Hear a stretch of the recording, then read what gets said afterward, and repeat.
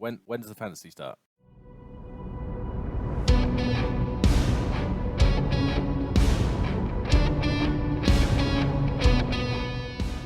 Hi everyone, thanks for coming back and joining us for the Grandall backstory episode. Hopefully you enjoy this one. This is just going to be a little look at how Grandall ended up the way he is, how he got the mysterious orb he's been carrying around, and just a little bit of insight to why he is the way he is and how he ended up in final rest in the first place. I'm going to apologise now for my inability to do a Scottish accent. I was really keen for you all to meet his mother because I think she's a really fun character I came up with. But yeah, you'll see what I mean when you get there. And yeah, I will check in with you about halfway and we'll see how you do. Thanks.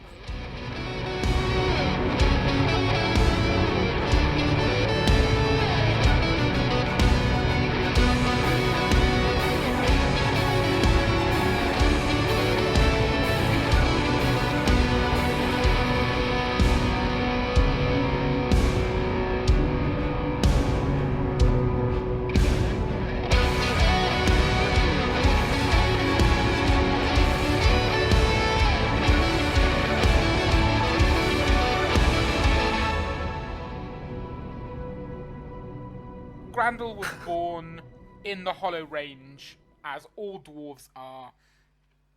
Even dwarves that live their whole, adult lives in the city or not in the Hollow Range, they almost make a pilgrimage back to the Hollow Range to have their kids. They're like salmon. Like, they will walk, from one end of the country to the other to go back to their, birthing grounds, for want of a better term. Wow. It's where all of the very elderly dwarves generally end up as well. Like, you don't get many, elders outside of the Hollow Range unless they specifically have gone to some sort of interracial, meeting or event of, the high noble houses or something. Okay. It's very unlikely to find ambassadors, a thing. matriarch or something won't leave the Hollow Range after a certain point. Gotcha.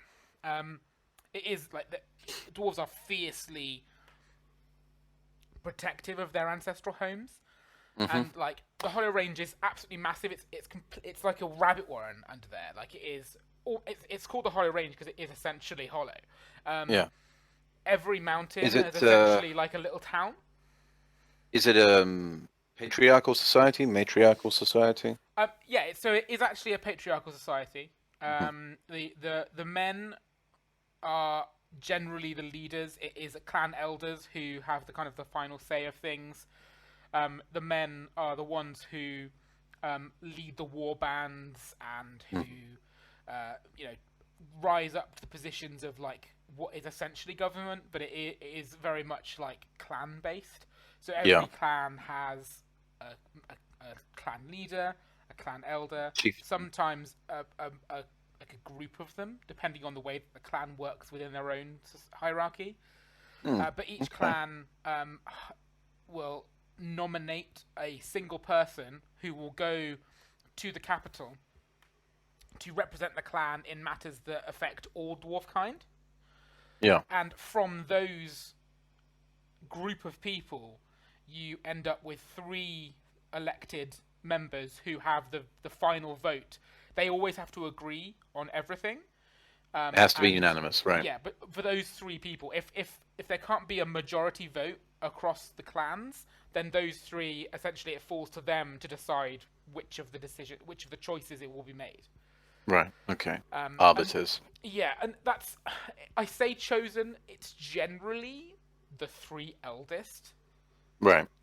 The 3 with the most wisdom. Exactly. Yeah, because as I think I've said to you, kind of off air, dwarves very much measure a person's worth based on how hard a worker you are, and how well you fit into the society's place that you have kind of been assigned, and also how old you are. So calling someone father or grandfather is a token of respect, regardless of whether you're related to them. Yeah, Like yeah. all dwarves, kind of essentially, they all consider each other to be related. Like if you're a dwarf and there's another dwarf over there, you may never have met them before, but you would greet them as cousin. Yeah, yeah, I remember you said about that. I was Yeah, waiting for that opportunity to come up exactly. in the Um, normal game. but it's very much the big like, you know, it's dwarves are family. Dwarves come first, unless you have deserted your position and left. Yeah, And if that happens, you are essentially excommunicated. You're not allowed back within the Hollow Range. yeah. There's no like magical wards or anything that will prevent it. It's just like if you're found to be there when you shouldn't be, you will be forcefully removed. Like, Right. it's just kind of there is, as with any place where there are people that shouldn't be allowed there, there is kind of rumors of an underground of people that are like living in the fringes of dwarf society that shouldn't be allowed in the mountain, that are Mm. living in the deserted, old mountain cities and hill villages, that sort of thing. Yeah, yeah. Living as exiles in the sort of wilderness, as it were. Yeah, exactly. Hmm.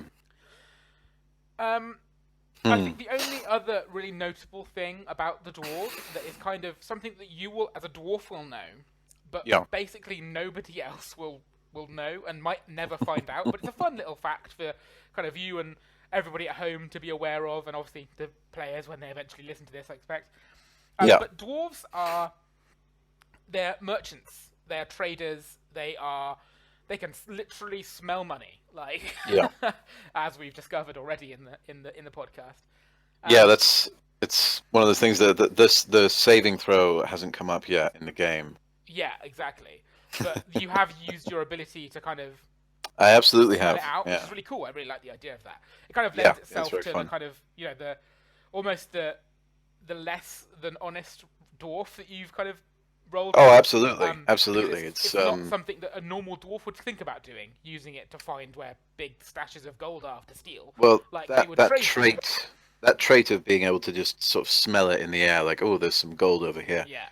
That's I've seen that used in Sergeant Bilko, Oh yeah. who is a sort of con man, Yeah. shyster. So yeah, it's It's really definitely cool. a good I trait really to like have. it as it's an interesting kind of thing for you to be able to do. Yeah.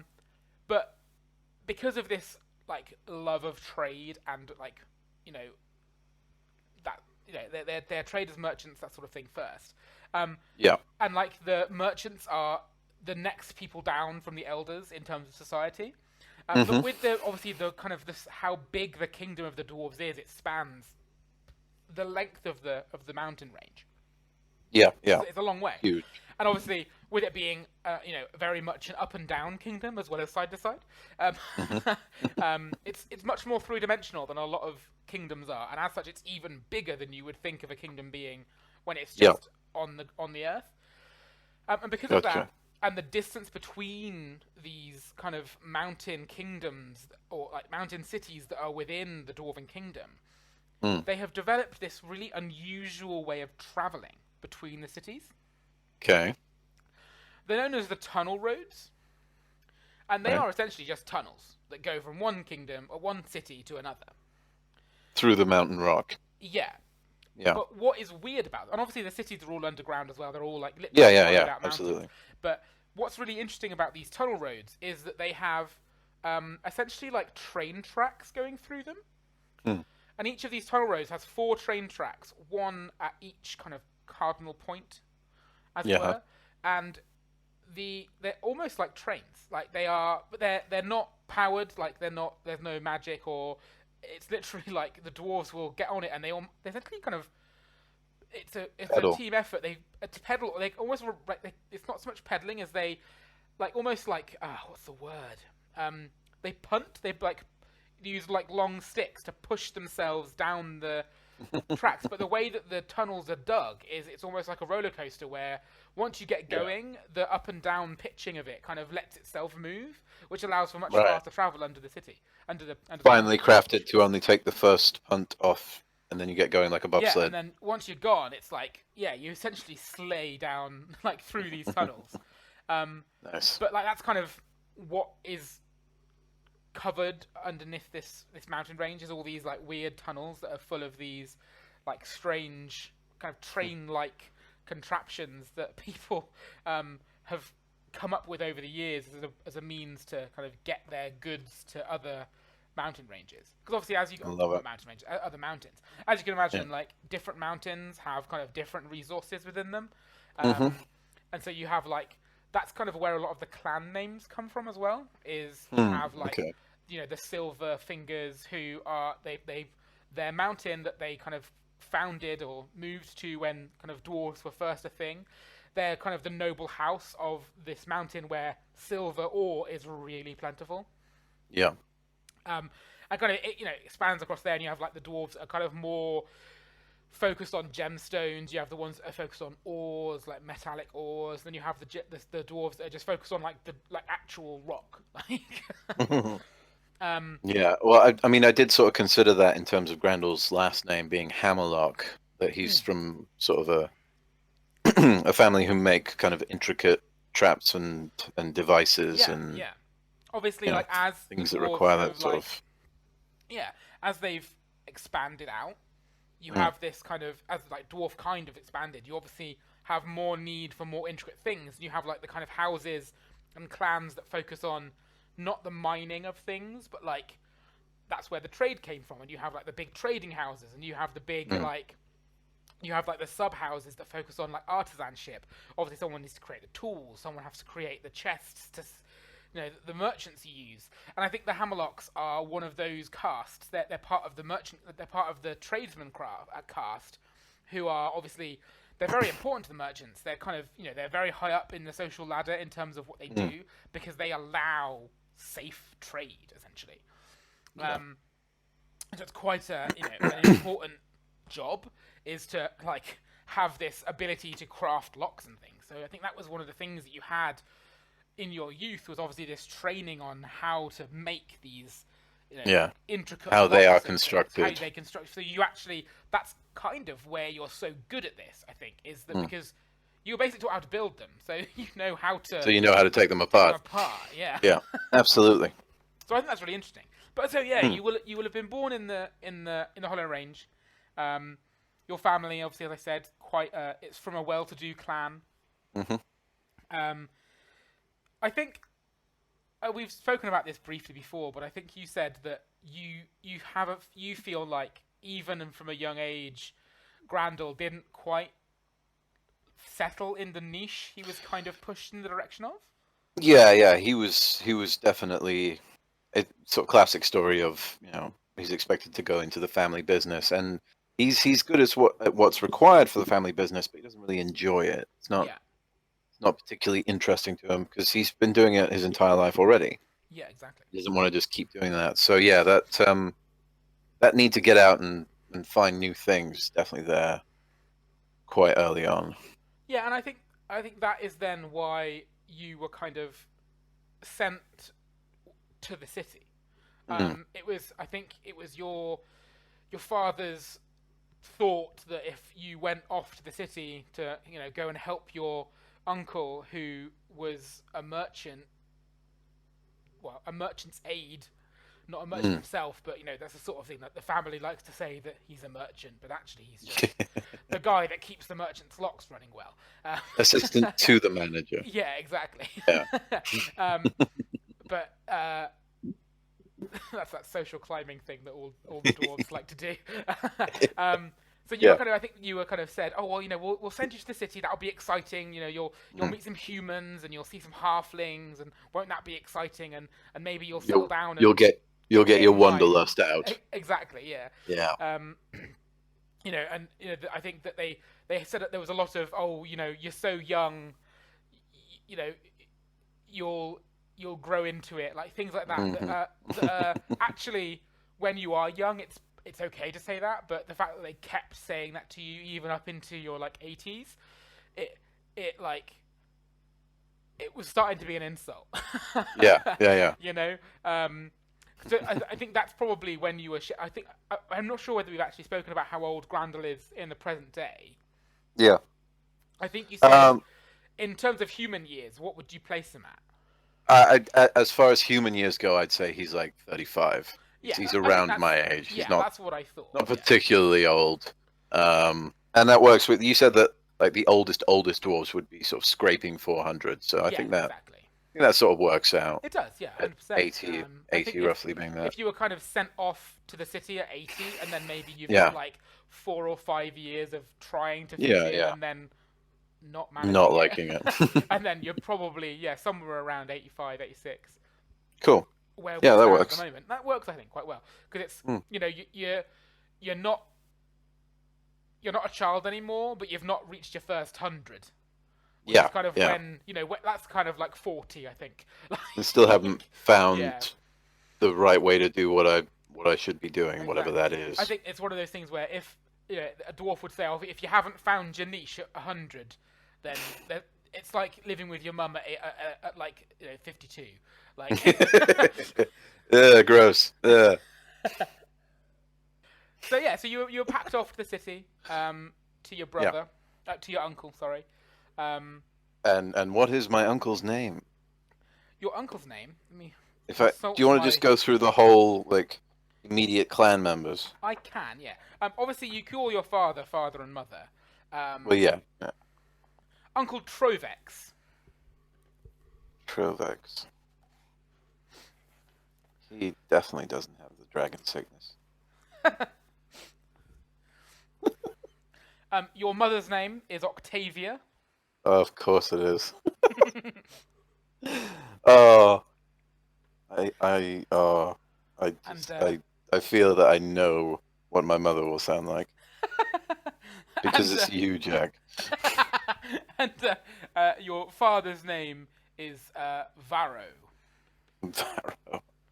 Varro Hammerlock. Yep. Is that VARRO It is W? indeed, yeah. No, Cool, no cool. W, just VARRO. Okay. And Octavia. Yes. Uncle Trovex. Okay. Anyone else I should be aware of? Yeah, so you have a cousin who is an actual cousin, who is your uncle's son, Mithrides. I like it. I think they all kind of sound like they could be related to someone called Grandall. Yeah, I sort of apologize because there's no real. Like a lot of the times when you're creating a character, you'll find a name that has some sort of root in a word that's like, oh no, it's fine. This means darkness, or this means, With Grandall, I just like the way it sounds. Yeah, no, definitely. I really like the way it sounds as well. It's perfect. It's Grandall Hammerlock. It's a fantastic name. I am pleased with it. I've got like a list of names that I like. I found it in the back of the it's actually in the Midlands section of the back of the LFG rulebook. Right. And I really liked the Nadician names as being they are kind of like Greek sounding. And Yeah, I really Mithrides. liked I definitely thought that. I just really like the idea of like that kind of, and I think Grandall could almost be kind of ancient Greeky, kind of Romanesque. Yeah. So I can really see liked that. the idea of that being the type of names that dwarves end up with. So yes, Mother Octavia, father of Trovex, father of Varro, Uncle Trovex, Cousin Mithrides. So yeah, I've been carted off to the city to my yes, you have, yeah, uncle to and Uncle my Trovex. And cousin. your cousin is actually travelling with you because he was staying in the Hollow Range. So you've Okay. been sent together to go off to work. Your cousin is very excited. He cannot wait. He loves his job. Yeah. He makes hinges. Oh wow. He loves hinges. Oh wow. Yep. Are we role playing this, or is this just color commentary for This is just color commentary. imagining the truth? I Okay. don't Okay. want to roleplay someone who loves hinges. Well, I don't know. I like. What do the fans want? We're second guessing ourselves. This is true. You will probably do some roleplay with him once you get to the city. Okay. Okay. The city, the journey to the city is relatively uneventful. You travel together with your cousin, with some other dwarves in a caravan. You're currently doing this route at the moment. You went via Final Rest, Hmm. As pretty much every caravan that comes out of the south and is going north does. Um, Hmm. you follow the same road you're on at the moment. Um, it's obviously kind of when you left the city, you knew this road because you'd already travelled on it once a few years ago. So Yeah, yeah, that's yeah. kind of I think this is probably the reason why you ended up coming the way you did because it was relatively known to you. Um, Hmm. but yeah, it's a relatively uneventful journey. We're talking like 5 or 6 years ago, and like the world hasn't really changed that much, but the No. roads were safer. Like Okay. there was like just they just were like especially for a big group of dwarves. Like we're talking like there's like 20 of you. It's like a Yeah. proper full caravan of like 3 or 4 like covered wagons with variety of goods. And all These sort of people are stocky, essentially yeah. healthy young They're all yeah dwarves. yeah exactly yeah yeah and you're essentially all you're moving to the city. You've got a lot of stuff with you. Although you would be a good one to attack, the risk of that would be Yeah. huge. Um, you've all got your kind of like ponies. It takes you a long time because you're all on like ponies and you've got cart horses put in the carts. So it Yeah. takes probably twice as long as it did as it is for your current journey because you're kind of Hmm. you're moving at quite a pace at the moment. Yeah, You're absolutely. kind of pushing it proper horses. There's only a few of you. To the One limit. cart exactly. Yeah. But yeah, so it takes you the best part of 3 or 4 months to get Yeah. from the Hollow Range to the city. And I think what we'll do is I want to drop into the role play now because Mm. I think I'd like to hear like kind of experience Grandall's like first like witnessing of the city. Okay. Because I think it'd be so nice. Obviously, we're going to get Nyla's first experience of the city, and we're going to Yeah, get yeah, yeah, yeah. Gary's When we first experience of the reflect back city. on But it. I kind of would like the idea of because like Elias was born there, but I really like the idea of hearing kind of Grandall's first, you know, vision of the Yeah, city. So yeah, yeah, yeah. you have been traveling on this road for, as I said, like nearly 4 months, and it has been a long journey. It's been uncomfortable. You've not had the money to stay at inns. Like even in the towns, you've camped outside. Like it has been tough, and So frankly, it's been quite overwhelming have because you've I never. been promised a job when we get to the city? It's not even been promised. You've been told you have a job. Like it's not a yeah you have a job. It's like you are being sent to go and work for your uncle. You are expected to do this. Okay. Yeah, exactly. That's very much Okay. the way that dwarf society works. You're not kind of like, oh, will I get a job? It's like you have this job, go do it. Right. Okay. Um, so kind of yeah. I think we'll go into And that in a bit more is detail because in a bit because is obviously Grandall also going to be making hinges? no. So he's not. He's not. He's obviously very talented with locks. So he's Yeah. actually going. That's why you were sent to your uncle because your uncle is a locksmith as well. Right. So Okay. it's kind of like you're almost like the wrong side of the family.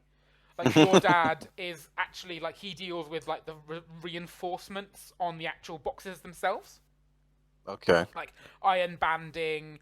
He Yeah. developed Yeah. Yeah. the like lead lined boxes to keep out like magic detection and stuff. He was one of the people that helped design like a new thinner version of that. Right. So like he's a relatively well respected member of the kind of chest making industry. A sort of engineer artisan. Exactly. Very But you cool. always had a knack for locks, just the same as your uncle Trovex, who is again he's a locksmith definitely. Yeah. Mithrandus is essentially he's a bit of an enigma in the family. It's like oh yes, well done. Someone's gonna make the hinges. It might as well be you. Um, Well, he seems quite happy with it though. exactly. Yeah. Exactly. He's found his lot in life. Yeah. So, as I say, you've been traveling for quite a while. Mm. When you first left the Hollow Range, it obviously was astounding to you, like to see the sky. Like that was a big thing. And then, like, obviously, you've probably got bored of that now. Like, it's old news. You've been out here Yeah. in Yeah. the wide world for like months now, and you're starting to find your feet get used to kind of living above land rather than under it. Gotcha. Okay. I think probably the thing that sticks with most dwarves when they first leave the Hollow Range is like transportation on the surface is so slow. Like, you camped the night last night. You knew you were within about a half day's ride of the city, Hmm. and on your watch last night, you are relatively certain that you could already hear it. The Like, city. yeah, there's just like Hmm. this kind of hum coming from the north, and it just fuels your curiosity, I think. Mm. So you get up in the morning. You'll get everything ready. You pack up all your tents and your camp. You set out on the road, and after about an hour or so, so the city is obviously in the very kind of, it's not the very very north, but it is very far north. Yeah. Um, it's the as north as you can without going into kind of the icy territory. It's like just Yeah. on the cusp of being in the bits that are hard to live in, Yeah. and it's cold. And the visibility is quite poor because even in the summer, it's kind of like a bit grey and foggy in the mornings. And as you go along this road, it's a very well kept road. This far north, this close to the city. It's wide. You can fit two carts down it in each direction. It's like firmly packed earth. And as you kind of go down this road, you notice there's like an increase in like there has been an increase for the last few days, but there's now like there are people riding past you on horses. There's people coming south past you in carts, like humans and other dwarves who all greet you, nod as Mm. they pass. Halflings even wandering along the road. So yeah, and this just I think this how busy it is probably just builds the anticipation. And as it gets to kind of midday, you can definitely hear this like kind of hubbub of just Mm. activity. And as this kind of gets louder, the fog begins to thin and the sun kind of breaks through at last, and you are just greeted by this wall of buildings. Mm. Like, obviously you kind of look to the end of the road first, Yeah. and this road in the city is like it's almost a straight shot through it. Like you can almost see the sea, like from the city. You can look almost the entire way through it, and Awesome. it's crazy because the the houses are ones like the ones you've seen in the towns you've gone past Yeah. initially, but then as the kind of as they get further away from the road, they start getting like taller, and you've got houses that are like essentially it looks like someone has stacked like four or five houses on top of each other, and then in a couple of places, even towering, which is a great word for it, even like vaulting ahead of these four or five tall houses, you have these big towers that are just they reach into the sky like like and they're 10, 15 stories tall, What perfectly round. the walls and then the buildings? What kind of stone are they made out of? Like what color and what? So there's no walls to the city. It is essentially a wall of buildings. Sorry, I think I Yeah, I got you. Okay. um the houses on the outskirts and kind of the low houses are very much built of like wood, Mm. with either like a very basic wooden roof or like some of them have thatch. Um, as they get further into the city, into the kind of taller ones, some of them are wood, some of them are like very unevenly built, like grey stone. Mm. Some are a combination of the two. You Okay. have like these buildings that essentially look like it used to be a building that was like maybe 2 or 3 stories tall. That was like a stone building that someone Mm. has then like erected a wooden frame around to carry on building on top of it in wood. Like it is a really mishmash, higgledy piggledy city of just like I think the vibe I'm going for is like London in the Middle Ages. Okay. You know, like But the much taller towers reaching up, yeah, those are like properly stone, yeah. yeah, they're seamless stone towers that look like they've been carved out of a standing stone that was just there. Like Okay. even from this distance, you can see that they are completely smooth all the way up. Well, They're like Grandall kind of sort of stops in his tracks, hold his horse sort of stops in his tracks, and he looks up at these and he just says, "Well, I'll be a craftless cave slinking rock runt." And he takes it in for a moment. I think so. Next to you on the horse, next to you, um, Mithrandis, he stops and he looks up, kind of looking at what you're looking at, Mm. and is just like,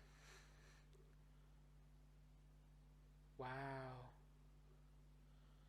And he looks at you and just goes, "They're very tall." Aye, laddie, aye. They are that. You're not wrong. How do you think they stay up? Ugh. I'll be honest, lad. Engineering's never been my strong suit. Maybe I'll ask one of the other dwarves.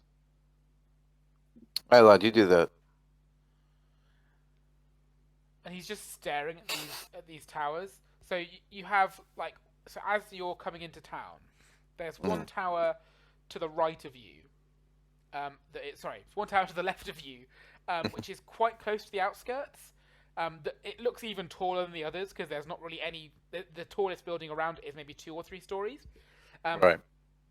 and that is a tall, like perfect cylinder with a flat top. It literally looks like a cylinder has been placed, just like this tall cylinder. Um, and then No off, windows, no signs of entrances. there's windows, yeah, at Okay. regular intervals that suggest floors.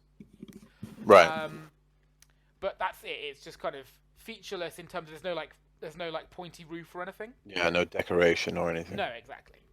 And then off to the right, again, this one is completely on the outskirts, so it it's got like a couple of houses that kind of snake out of the city towards it, Yeah. where people have obviously like ended up building along the path that leads to it. Hmm. But that one is a large square building. This one is kind of like your kind of stereotypical like tower with like the crenellations on the top. Yeah, Um, I got you. and you think that one looks older and like a bit kind of less well kept. Sort Uh, of outer turret from a castle that maybe yeah, was here before they erected the city or something. exactly. And there's kind of like Yeah. there are cracks in the top of it that you can kind of see like moss growing in and things. Is it Um, manned? no, there's nobody in it that you can see from here. It's still quite a way Okay. off in the distance, but Yeah, yeah. they're so big that you can see them, and you can see there's green like around the top of it where there's like plants and stuff. And then Okay. right out towards the sea is another spherical, cylindrical tower that's like completely the other side of the city. You can barely Mm. see it in the distance. The city's so big, and that does have a pointed top, and it kind of sits. You can kind of see it poking out above the this pointed top over the city. Yeah. And then right in the center of the city, there's a very large, grand-looking, kind of tall, castle-esque manor house type thing. It looks like it's essentially like a keep. So like that would be the keep that square tower was the wall around once. You maybe think. Yeah. Okay. It's like a really long way away from that wall, so like it must have been a huge castle grounds if that was the case. But yeah, this is the kind of the keep is kind of the center point of the city that everything kind of splits out from. Yeah. And this road, the central road that feeds into the city, that goes along this. It kind of winds very easily, like lazily rather. And as you kind of follow it in, and the bustle kind of grows and gets more and more, you can see at the other end of this road there is just a drop off. Like this road literally leads to like a cliff face that drops away into the sea, and flowing over the end of the road is this river that just blasts off the side and is a waterfall. Nice. But you kind of get the impression, even from this distance, that that road used to go somewhere. Yeah. Does it look like it's fallen off into the sea, or? Yeah, exactly that. Yeah. So we're just continuing in with the main traffic of the day, yeah. Yeah, so you're kind of obviously you're one of the people that is with you, kind of has been here before and is leading us. So he's very much just kind of heading straight down the main road, directly north to then use one of the bridges that goes up into the kind of the what is kind of referred to as the Dwarven Quarter, but it's not really. There are more races that live there, but it is primarily where the dwarves live. It's more that less dwarves live elsewhere than Yeah. only dwarves live there. I gotcha. So yeah, so it's a busy day. It's quite a nice day. It's quite sunny. You've travelled during the summer because obviously it's not nice to travel in the winter. It's also more dangerous. Yeah. Shorter days. More Exactly. darkness. So Bad weather. Yeah, you've managed to make relatively good time considering how much you're carrying. You kind of carry on this road. You cross over the river.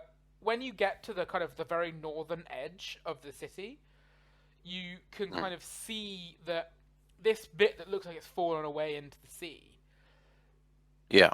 One of the dwarves, you hear kind of one of the people you're traveling with. He dares one of the other ones to go and look over the edge. Huh. Okay. And like he's just like, I don't want to. Like dwarves living underground, they're not a great fan of heights for the most part. That makes sense. I myself am not a fan of heights, so yeah. Yes. And so he's like, go on. And so he eventually kind of gives in and is like, he kind of guides his pony up to the edge, and he peeks over, staying like as far back as he can without like having to look over. And there are people like about looking over the edge, like it's kind of a tourist attraction almost, kind of the drop away. And he just immediately goes like completely pale, and like vertigo hits him like a brick, and he like spurs the horse like back towards the side, and he's just like, oh, that's a really long way down. And he's just like, he rummages in the back of one of the carts to try and find a drink because he's just like, oh my god. Aye, laddie, that's the way. Don't be fixing to mess with heights. Ugh. No, thank you. And he kind of takes a swig and he's like, there's something down there. What kind of thing? Like a building. What? Don't be daft. Like what used to be a building. All right. I'm gonna take my 50 feet of hempen rope that we obviously have. Yes, obviously. I'm gonna hook it up to one of the carts that's like laden with goods, and tie the other end around my waist, and I'm just gonna walk up to the edge and sort of peer over. Yeah, so you peer over the edge. Do you want to give me what would a vertigo check be? Con? Oh, will? I feel will. like Probably, yeah, it probably makes more sense. that's natural 20, so that's a fail. So yeah, you peer over the edge, and you're like, again, like the vertigo just hits you, and like you catch a glimpse of what's over the side, but like you have to like immediately duck away, and you. Yeah, I go down onto my knees like about 1.5 feet away from the edge. Yeah. And just sort of try and like crawl backwards, like keeping my center of like gravity low, so there's less chance of me falling over.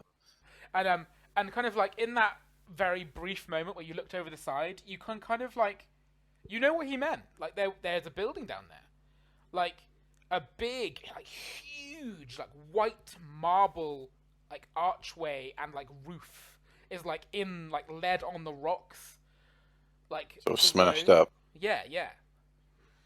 Like it's fallen, basically. Yeah, exactly. Hmm. Interesting. Does it see like on what remains of the edge? Can I see like any remnants of it there, like part of a building connected to another building or anything Like like that? nothing at all. No, and It's like completely gone. it's completely gone. Yeah. Okay. And like obviously, like I said, like there's a lot of people like stood around looking over the edge, and you could hear like people. Give me perception. You can hear people like talking about stuff in like like low, like when low voices people will talk about like artwork in a museum, like that sort of thing. It's kind of like that. So that was a natural one, which is Excellent. a great success. So yeah, you kind of hear this like bloke who's obviously brought his girlfriend to the edge to see like as a date, and he's like trying to impress her with his like knowledge of history. And he's Hmm. like, so yeah, they say that the building down there is like from like one of the temples to the gods, like from when the gods were still a thing, and like when the gods left, the temple just like fell into the sea because it was like being held there by God's will or something. Like it's obvious that a rubbish, like it just fell into the sea because it was built in a shit place. But like it's a pretty cool story.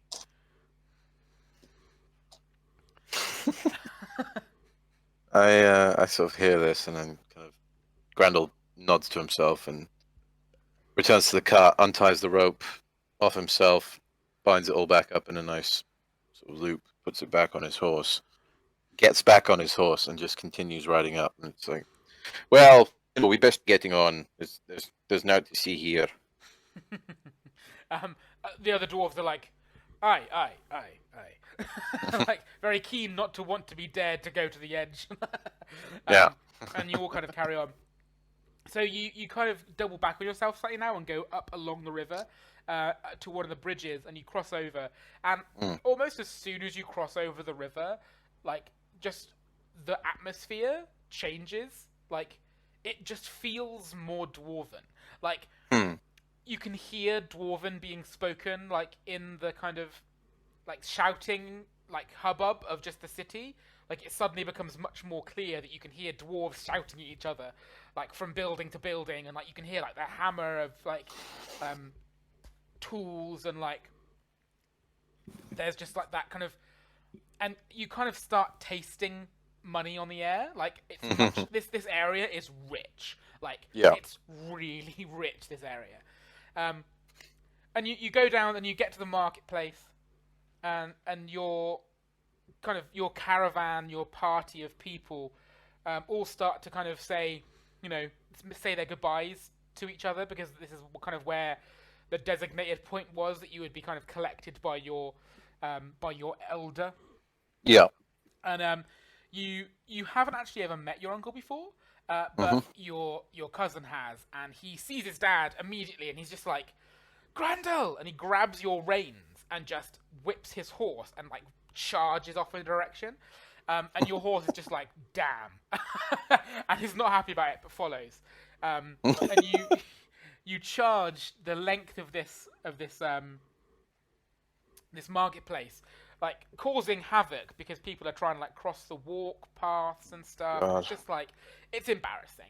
Like, and this young lad, what I say young lad, he's only probably about 3 or 4 years younger than you, but he like I don't think he's seen his dad in probably about 4 or 5 years. He like leaps off the horse and he like hugs his dad, and his dad's obviously quite embarrassed about the whole situation, but also he's clearly very happy to see his son. Obviously, family Yeah. is very important to dwarves, and he's just like, Dwarves. he hugs his son and he says, it's good to see you, but don't be making such a scene. Um, we're people of respect, us Hammerlocks, and we need to keep it that way. And he kind I of looks up at you and says, and you must be Grandall. greetings, Uncle. It's nice to finally meet you.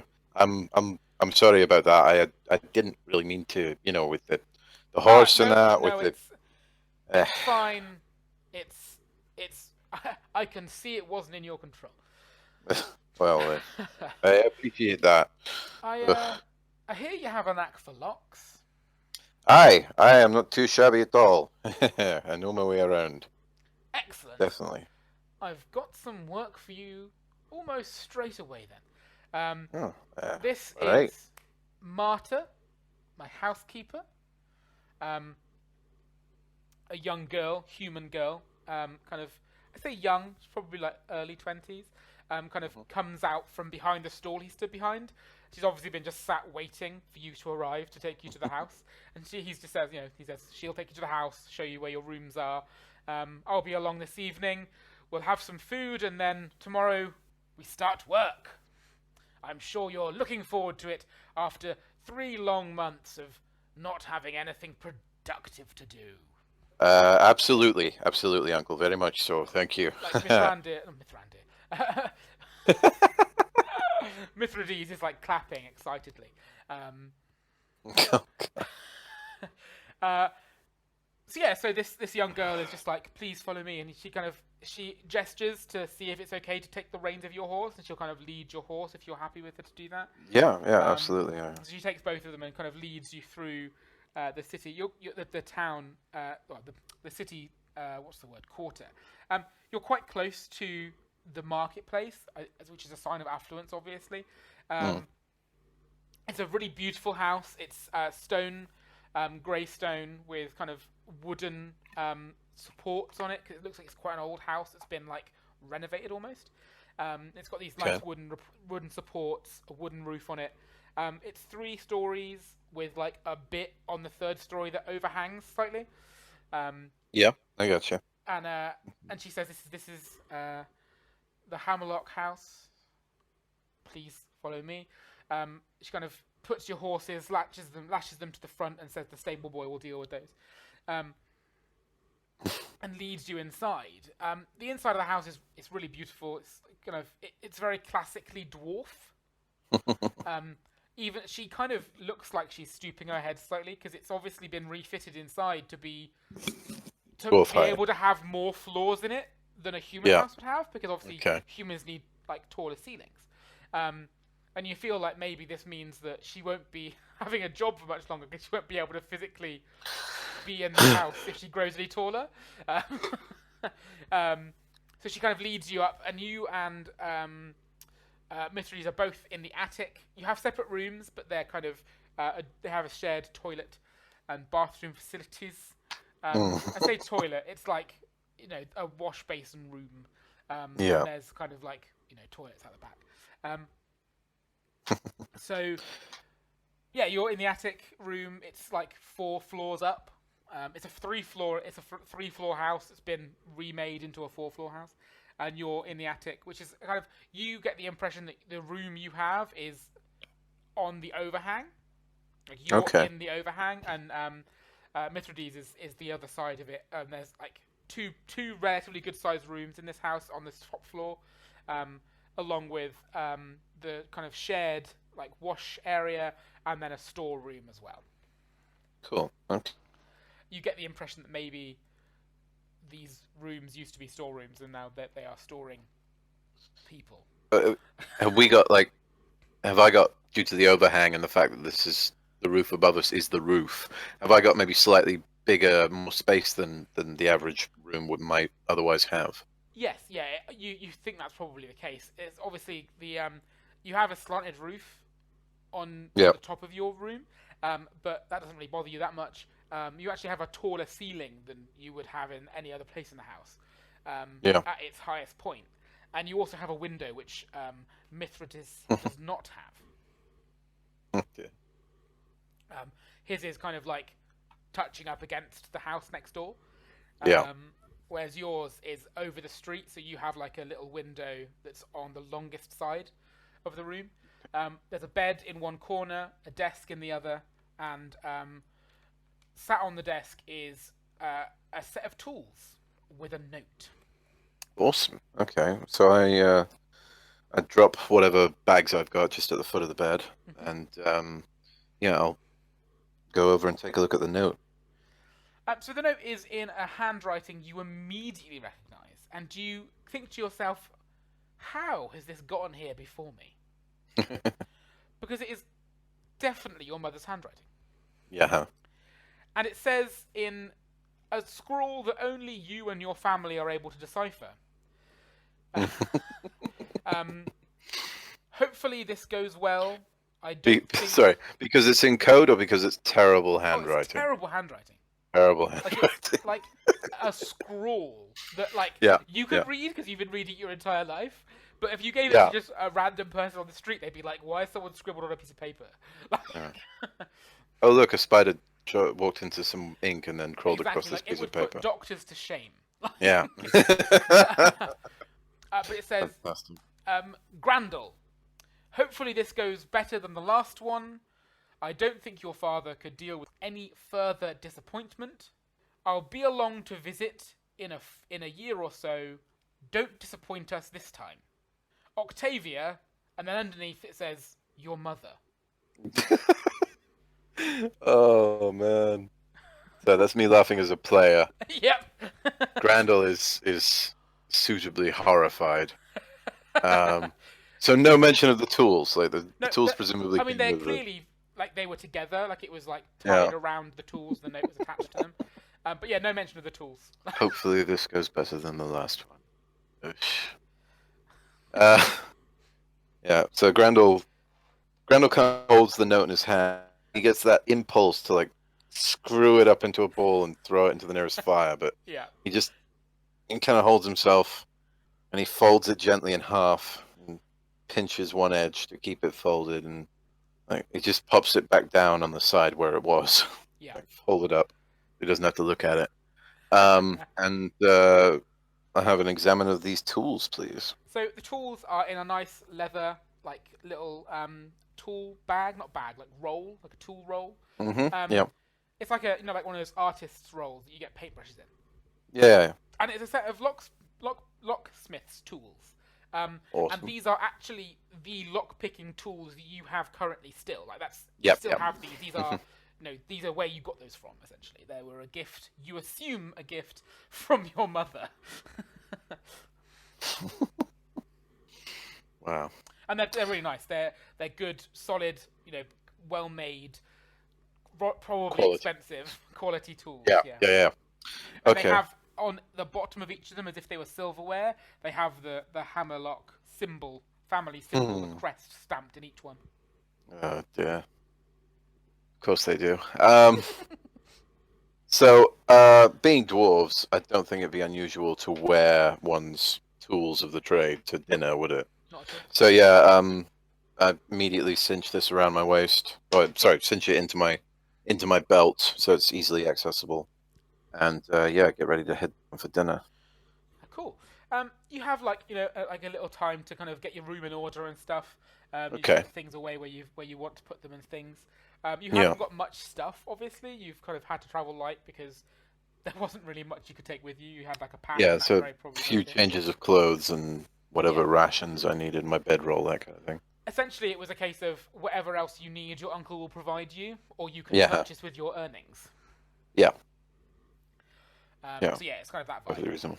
So yeah, I think having sort of stowed everything away, I'd get changed into whatever my best set of clothes is. They're probably all the same quality, but whatever one I haven't been most Dirty recently clothes, yeah. traveling in, that's like, if I can have sort of a quick rinse, smell a bit more like smell a bit less like the road and more like a dwarf.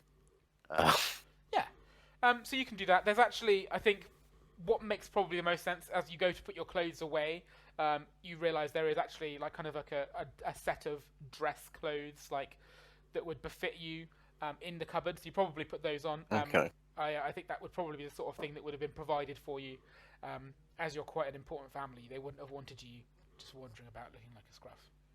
Okay, so how dressy is dressy? Is this like Not like the not like dwarvish tuxedo? Or? no, it's more like just everyday clothes that are just like not traveling clothes. Okay, staying in clothes. Yeah, exactly. Yeah, I've got some of those. So the kind of the dwarf equivalent of like a jeans and a nice shirt. Yeah, okay. Just probably a tunic of some kind, I'd imagine. Yeah, the word tunic popped into my head as well. Yeah. So yeah, you can head down for dinner. Mithrides is obviously also in similar clothes. His do looks slightly fancier than yours, as if Daddy bought them for him. Uh-huh. And when you go downstairs, his father is wearing essentially a matching set. Um, Right. Food is nice. Dinner is relatively quiet and unassuming.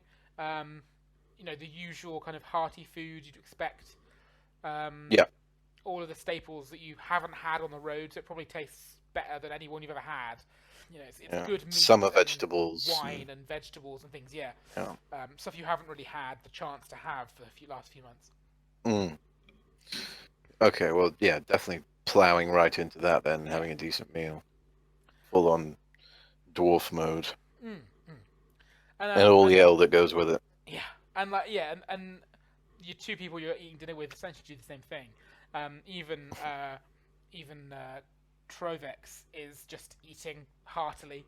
Um, Mm. and once everyone's finished, he kind of leans back in his chair and says, "So, are you looking forward to getting to work tomorrow? I have the perfect job for each of you." Absolutely, Uncle. I'm keen to get back to my particular skill set. Excellent. Well, Mithrides, I've already told you what you're going to be doing in my letters. Maybe you should run off to bed. It's an early start for you, and Grandall and I here can talk about the particulars of the smithing job that I have for him that will bore you undoubtedly to tears. And Mithrides kind of looks grateful for the fact that he's being let go, rather than being Bless. made to sit through it. And he's like, "Thank you, Father. Oh, good night. Good night, Grandall. Night." And Good night, lad. he kind of trots happily off, back up to bed. And Trovex kind of settles in his chair and he says, "Now, Octavia has been none too shy about how important this new job for you is." Aye, she stated as much in the letter I received upon my arrival. Yes, yes. That arrived with the letter for me telling me that she was sending you. Right. I love my sister very much, as I love all my family. But if you mess this up for me, I won't be best pleased, Grandall. I understood, Uncle. I completely appreciate that. Good. Now then, this job is rather delicate in nature. Can't go talking to people about it. We found a box on a dig recently in the frozen north. Some human archaeologists, I think they call themselves, studiers of the past. They've dug something up. They can't get into it, and they've asked the dwarves to help. Obviously. They turn Aye, to the makes Hammerlocks. sense. What So you want me to see if I can open it? I do. There's a series of 3 locks on the box. I haven't been able to open them at all, but I'm told you're somewhat of a savant. Well, I can definitely give it a go. Good. You've got Uh, plenty of time. We're not expecting them to expect results for a good few months. Do your research. Make sure you don't activate any traps. This thing looks like it's come from the time when magic was still, easily usable. So there's no telling what could be on this thing. Understood. At the end of the day, we need to get in it. And I'm too busy to put all of my time into it. We're not going to make much profit on this job, but it's good for,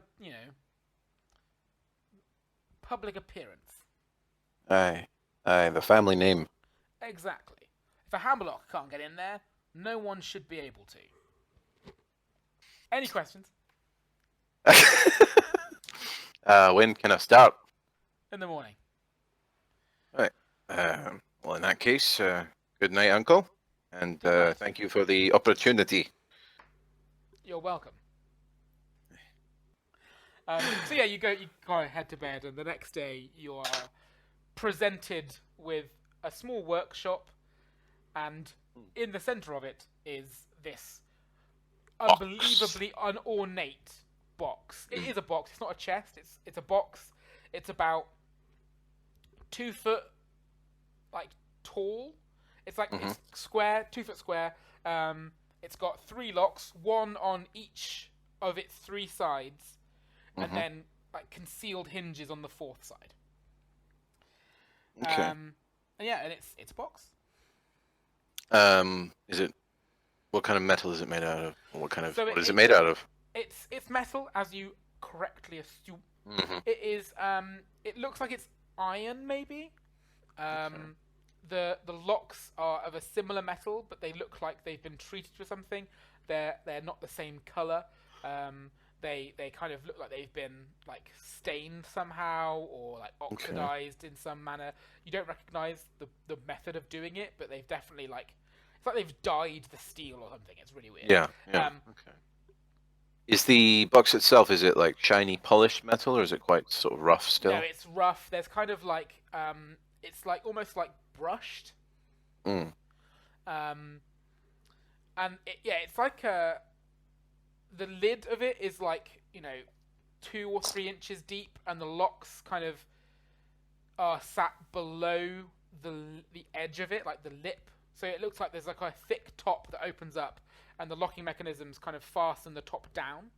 But the Mm. seam is like you couldn't get a tool in there of any kind. You couldn't Yeah. like Yeah. slip in between the gap. And the locks are all slightly different in shape. So the kind of the plate over the lock, one is like the traditional key shape. The one that's on like the front of the box Yeah. is Mm-hmm. like a traditional key shape.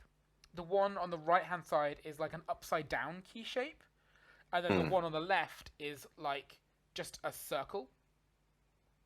Okay. And they're all the same color. They're all kind of like dark green color. They're like the key plates, and they're kind Yeah. of like almost like pop riveted on, like the smooth kind of um, like tooling that would Yeah. mean it's been pushed in and you can't lift it out again because it's like Mm-hmm. been attached from behind somehow. Okay. Um. Now, presumably this workshop is in amongst buildings, all as part of this, sort of Yeah, it's essentially like a hammerlock. complex. Yeah. Yeah. Yeah. So would there be like a library full of reference material for There's locks and library okay. for like there's like the Hammerlock library, which is obviously to do with like locks and traps and like the history Um. of like creating locks and things. There's lots and lots of books on it. Yeah, I'd like to see if there's anything specifically on the construction of these kind of mechanisms in human society rather than dwarven.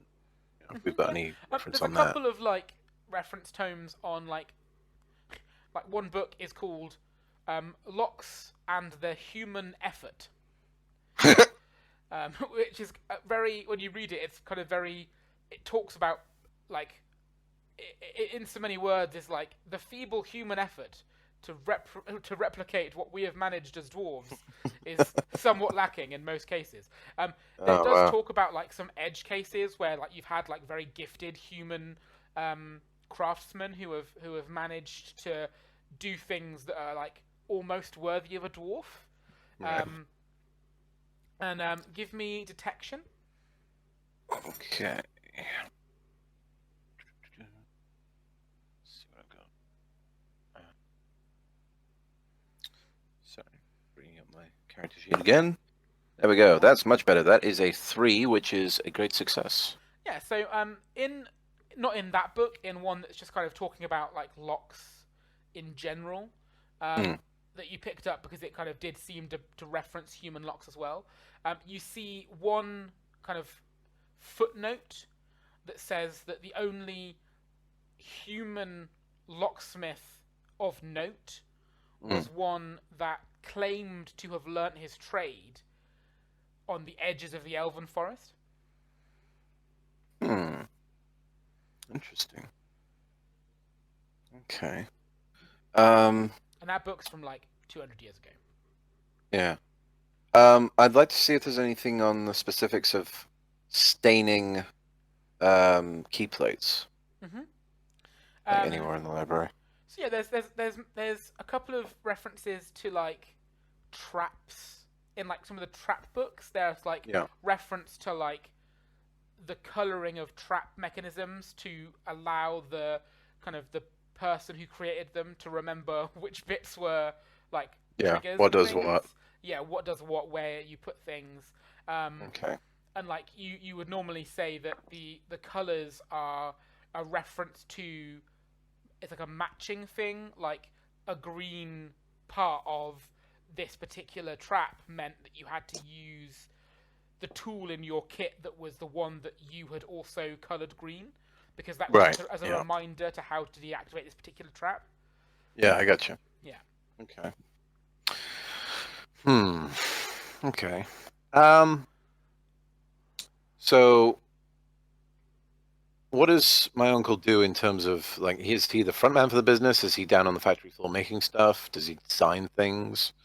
What's his sort of He is the specialty? front man now, Yeah. but he is the person who kind of basically created the patents for like most of the most complex locks that are used in like chests for the very very rich and expensive ones that they sell as a family. Okay. Like not your kind of everyday locks, the locks that are like almost puzzle level locks where you don't Yeah. actually need a key for them. You have to like do something weird and You know, the specific. sequence of Yeah, things to shift and exactly. move. Like yeah, Yeah. like oh yeah, push this weird stained part of this Yeah. particular box, and then something else will pop out, like Japanese puzzle box type thing. Yeah. So is there anyone sort of in the complex who is into the manufacture of like weapons, mechanisms, and traps, that kind of thing? Yep, there's a whole like trappers section to the Hammerlock, like Hammerlock Industries, as it were. Like it's like a complex, and they have like specific areas where they make stuff. And there's two people who specialize in traps that work for the Hammerlocks in the city, Okay. and they are sisters. Awesome. Human or dwarf? They're both dwarves. Awesome. No Uh, humans work as anything other than like servants yeah. or like salesmen. Like nobody work. No Okay. humans are even allowed into the workshops. Okay. Yeah, then I'd love to go and see these sisters. Yeah, so you can do that. So you head And down, can I kind of. take the box with me? Your uncle has asked you not to remove the box from your workshop, Mm, just because it's kind okay. of secretive. It would be better to like send a note to them and see if they come to you almost. Yeah, Um, yeah, that could work. cool. Yeah. So I mean, they'll happily do that. Obviously, they know what you're doing is at the behest of the Yeah. boss. So they'll And look what after are as their well. names? Lucinda and Susie. They also hammerlocks. They are both Hammerlocks, yes. Ah, none of the gross Grandall charm then. That would be a bit weird. Yeah. So yeah, like when they arrive, I greet them with a greeting, cousins. How are you both today? Hello, cousin Grandall. Yes, we're fine, thank you. Glad to hear it. I was wondering if you might take a look at this wee contraption. I'm interested in your opinion on the staining on the key plates, that particular Ooh, color, and what it might mean. yes. She kind of Lucinda and Susie. You've heard tell they're a bit like Penn and Teller. Like Lucinda never speaks, Nice. like ever. Like she's like people often say she's the brains behind the pair, but she never Mm. says anything. And Susie is the only person she ever seems to talk to. So they both kind of approach this box, and Susie's just like going, yes, yes, interesting, interesting. And like Lucinda's like crouched, like peering at it. She pulls some tools out and like pokes it slightly, Mm. like scratches it a little bit, and then like tastes it. Um, and then like kind of leans over and like whispers something in Susie's ear, and Susie says, "What it looks like you've got here, Grandall, is quite a stereotypical staining situation, like what we use to make sure we don't confuse which traps are on which boxes. before we sell them. What we'd normally do is we'd put the staining on as a top layer and then remove it with an acid before selling it. Just to make sure that we knew which locks were on which boxes. As you can see, she kind of points to where Lucinda scratched it. Where Lucinda scratched it here, you can actually see she scraped some of the oxidization off, which is essentially what the staining is. It's a form of oxidization they've used. But what this tells me is that there's a very specific trap on this, probably, or mechanism that's used, and someone didn't want to forget what it was. Is it also possible then that it wasn't actually finished whenever it got abandoned? Possibly, yeah, actually, yeah. So it's also possible then that it might be entirely empty. Definitely. Well, any guess on what kind of trap? Green normally means poison. That was my thought as well. Yeah, that's what we normally use it for. But then, it's hard to tell. This thing's bloody old by the looks of things. Aye, too true. Where did you get it from? Well, I've just been told to go to work on it. I haven't really asked about the where's and the why-fors, Yeah, you know. fair You know enough, how it fair is. enough. But it looks I old. appreciate your time. Oh, no, you're welcome, you're welcome. It's fascinating. Let us know if you find it. And if you manage to set it off without poisoning yourself, I'd love a look at the poison. Well, I'll certainly do my best for you. Especially if it... Oh, I wonder whether it's a spray mechanism.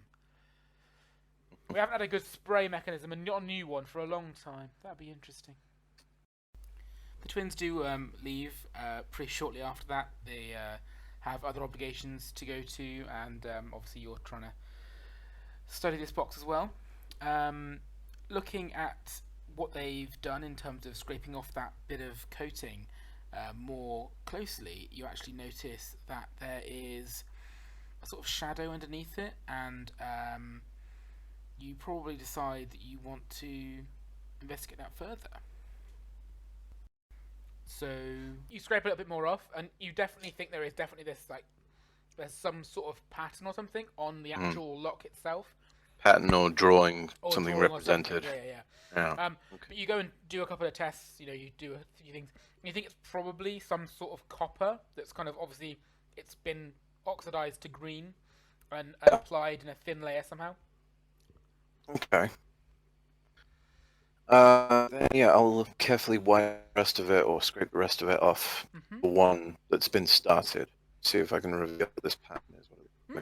So around the lock, so it's the front lock that they scraped a bit off. So you scraped the rest off the front lock, and around the lock shape is like the pattern, like a very basic symbolic pattern of the circle with kind of the sun lines out of it. It's definitely, there's a very simple sun iconography circling this lock. Right. Okay. What, like the rising and the falling of the sun, or just No, literally just the full repeated the image? Sun. It's if you have the lock, that is where the center of the sun would be, and there's like a circle round it with like little like pointy sun, like a really very childish drawing of a sun. You know, where they do like the circle with the triangles coming out of it. Yeah. It's like that, and it circles the lock, and that's it. That's all that's on there. Okay. But where you'd scraped some of it off, obviously you could see like part of one of the points of this like sun shape. Yeah. Okay. I'll take the time to clean off the other two locks and see if either the same pattern or anything on them. Yeah, so there is patterns on the other two as well. So the upside down lock, the one on the right, that one has got a moon, like a crescent moon, around like half of it, so that the upside down lock kind of nestles in the crescent of the moon. And the circle has got nothing on it initially, you don't think, when you start scraping from the middle. But then as you get to the edges, you notice that there's stars on each of the pop rivets. That's what I'm calling them, but the circles that are kind of obviously the rivets that are putting it on. So the circle kind of looked like no moon, just stars. Yeah, that's kind of what you think is potentially being represented there. Okay. So yeah, you kind of you scrub down this box, thinking maybe you can find something else, because obviously it's just a metal box, obviously. Um, you don't get any kind of top layer of this silver off at all. It's kind of a brushed steel almost, brushed iron. Sorry.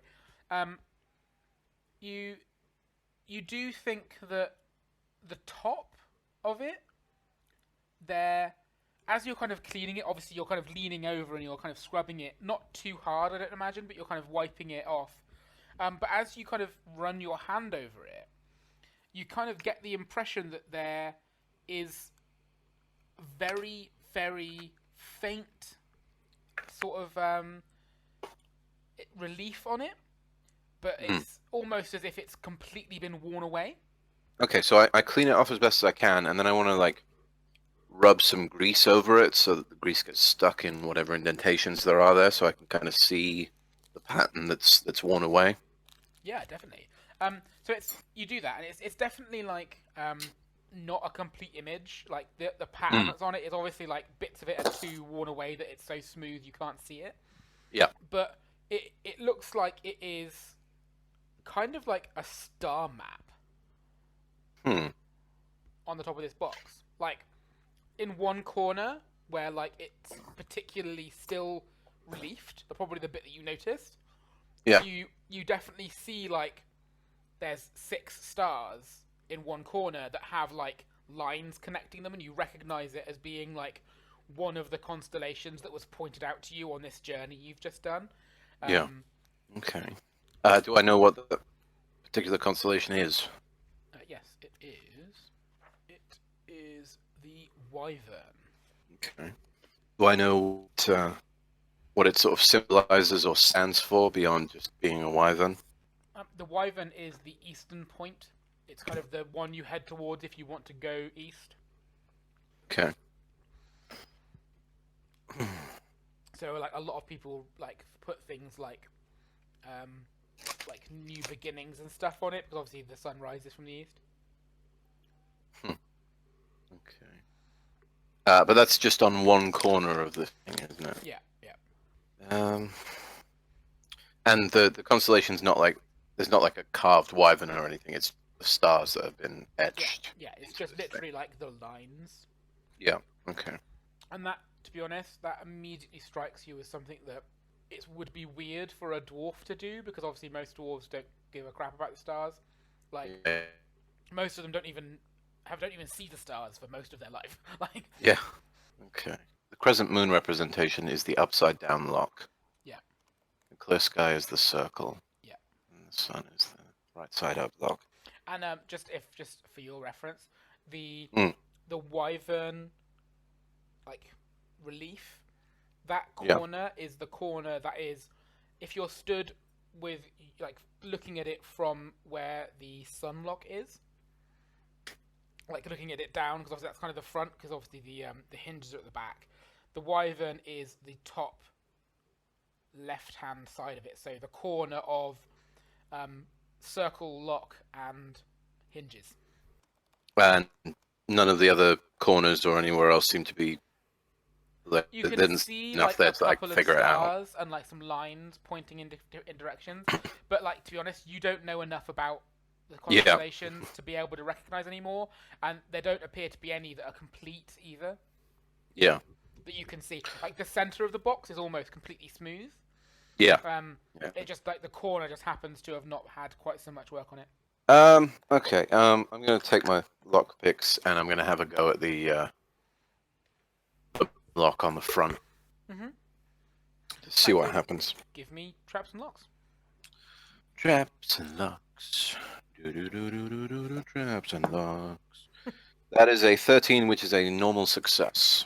Cool. You kind of have a rummage about in there, as it were. You know, you get a feel for the lock. It is an unusual lock. Like, you can kind of, as you're like feeling about for what you would normally expect, there's not kind of, it's not quite what you were thinking would be in there. Yeah. And as you put pressure on something that you think should move, and you hear a click, which is kind of what you're expecting to hear, but then you also immediately hear two other clicks, and you're like, that doesn't sound right. And they came from the other two locks. Yeah, yeah, I had a feeling you would. Yeah, same. Okay, but no poisonous gas cloud Nope, exudes itself to take me out. So that's not something. as yet. Then I'm gonna try the clear sky one. Same again. Okay, give me traps and locks. Is natural one, great success. Cool. So this time you go to feel this. You have the lock is very similar. Like you're like, oh, they're obviously the same lock. Yeah. You don't have quite as much access to this lock because of the shape of it, Yeah. and because you've had to go in at such a different angle, you get a feel for this thing that you triggered on the other one. And then as you feel that, because you're at this unusual angle and you're kind of like, you kind of know what you're looking for now, you realize there's a second piece kind of holding the lock so that when you push that, it will drop into place. Right. Which is obviously the second, like that's the thing that triggers the other clicks, is what you assume. Yeah. So you kind of you hold that in place and you manage to click it like you were hoping. And you feel this other thing press against you, but as soon as it had pressure and didn't go anywhere, it then seizes up again and doesn't move, and there's no further clicks from the rest of the box. Okay. Awesome. I want to then do the same thing again for the moon, the crescent moon side. So this one, it's a little bit easier this time. You put your tools in, you get a feel for it immediately. As you get a feel for it, you realize that this is like complete mirror of the other side. So you're having to like do it slightly differently. It was a little bit backwards, and you manage to click the lock, and you manage to hold the other one in place because you were expecting it, and it doesn't move. And you hear the initial click from the lock, the half moon lock you're on at the moment. And there's no sound from the stars lock, but the sun lock clicks twice. Okay. It sounds like something's shifted inside the lock. All right. Yeah, I'll go back to examine the first one then. Cool. The sun one. Give me traps and locks one more time. That is an 11, which is another standard success. So you put your tools in this time, and it's like it's a completely different lock. Like, awesome. This is not the same lock you were trying to pick earlier. The same things that you were just found on the other two have changed. You figure it out, like it's not a particularly complicated lock, and as you trigger it and it clicks, you like immediately realize where you should have been holding pressure. And like immediately the other two locks click. Okay. Yeah, and so give me detection. There's a 14, which is just a success. This time you realize there was definitely a difference in the time that the locks clicked. They didn't do it in perfect unison this time. It was like click click, like it was like almost perfect. But like it wasn't synced quite right, and so the stars lock clicked like a fraction of a second before the moon lock did, and you could feel the sun lock click kind of after each of those. Obviously, like it was like click click click, and the sun was the last one, but they were in such rapid succession. You would think you almost heard it as one, but then managed to figure out the sequence afterwards almost. So does it feel like the front sunlock has gone back to what it was the first time I tried to pick it? So no, the front sun lock is still this second lock, but it's like reset itself back to being locked again. Like you unlocked it, and now it's like it triggered the sun. Sorry, so you unlocked the sun, and it triggered the kind of trap, for want of a better term, like the failsafe, which then reset the moon. Reset the stars, then reset the moon, and then reset the sun again. So even whilst your tools were in it, you could feel it shift to being locked again. Okay. Then I'll start again on the stars one. Cool. That is a 3, which is a great success. Yep. So this one is still the same as the first time you unlocked it. Hmm. And again, you put your tools in, you get it, you hold back that trigger point, and you unlock Yeah. it fine. Boon. Standard success. Cool. Yeah. So you managed to get that one unlocked as well, and you prevent it from triggering anything else. Okay. So back round to the sun. Try and get this nailed down properly. That's an 8, which is a great success. Yeah. So this different lock that you've realized it now. So you unlock it and you hold back that trigger. You unlock it and you hold back that trigger point, and all three locks click in a very different manner. Like it's not a click; it's more of a clunk. Mm. And like the lid to this box opens like a fraction of a millimeter. Like it visibly goes tunk and like lifts slightly. Okay. If I look closely at the seam that has now opened slightly, can I see any mechanisms that might cause a gas, sort of poison gas attack to be lifted off or something? Give me, you guessed it, traps and locks. It's a 17, which is just a failure. No, it doesn't look like it's trapped at all. Mm-hmm. Of course it doesn't. All right, I want to slide a thin blade in through the seam, Mm-hmm. just along the length of it, not prising it up. Just run along the length of it inside as deep as I can go. So the blade will go in like to the hilt. Mm-hmm. And as you slide it along, so you're sliding it along the front of the box. What lock are you above? Yeah, let's say along the front above the sun. Cool. So you slide it along, and obviously you'd expect it to go all the way across. But as you get directly above the lock, you hit something. Okay. And give me detection. It's a 12, which is a success. Sounds glass. Hmm. A vial of some kind. You could think that. Is there anything that I have or anything I could construct that would protect me from poison gas?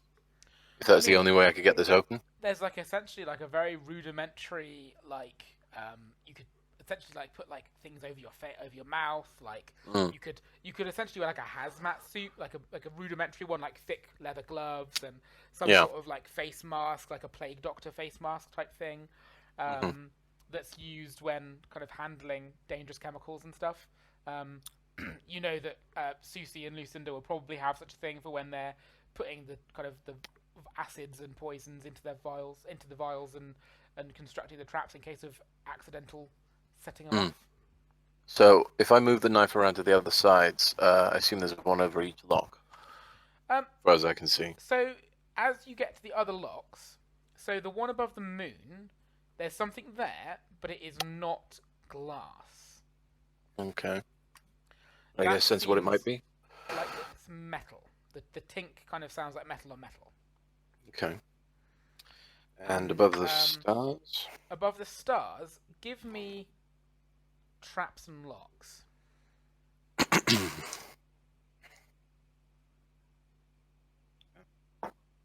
It's a 4, which is a great success. That's just as well. So above the stars, there is like the thinnest piece of trap wire, and like without a great success, you would have just cut straight through that. Yeah. But you were like, because I think obviously you were just careful enough to kind of feel the tension before you broke it. Yeah. Okay. Well, I want to try and like get some long pliers in there and just snip that wire without setting it off. Let me traps and locks again. Yep. Very versatile skill, this. Yeah. So, no, I'm glad I'm getting a lot of use out of it. It's a 5, which is a great success once more. Yeah. So you kind of you figure out exactly where it is. You got to test it from both sides. You put those like long, thin kind of snips in, and you snip the wire. And as you do so, obviously you kind of involuntarily like tense, but there's nothing. There's no sound. It sounds like nothing's been activated, so that's all good. Awesome. Does the lid, is it now openable because I've taken that away? No. No. As soon as you try to lift it, you feel like the tension from the other two sides.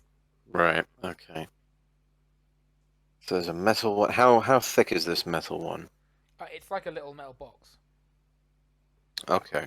Can I do some sort of law check to determine, like, could this be a latch? Is there potentially like a button on the outside somewhere that will allow me to release it? That kind of thing? Yeah.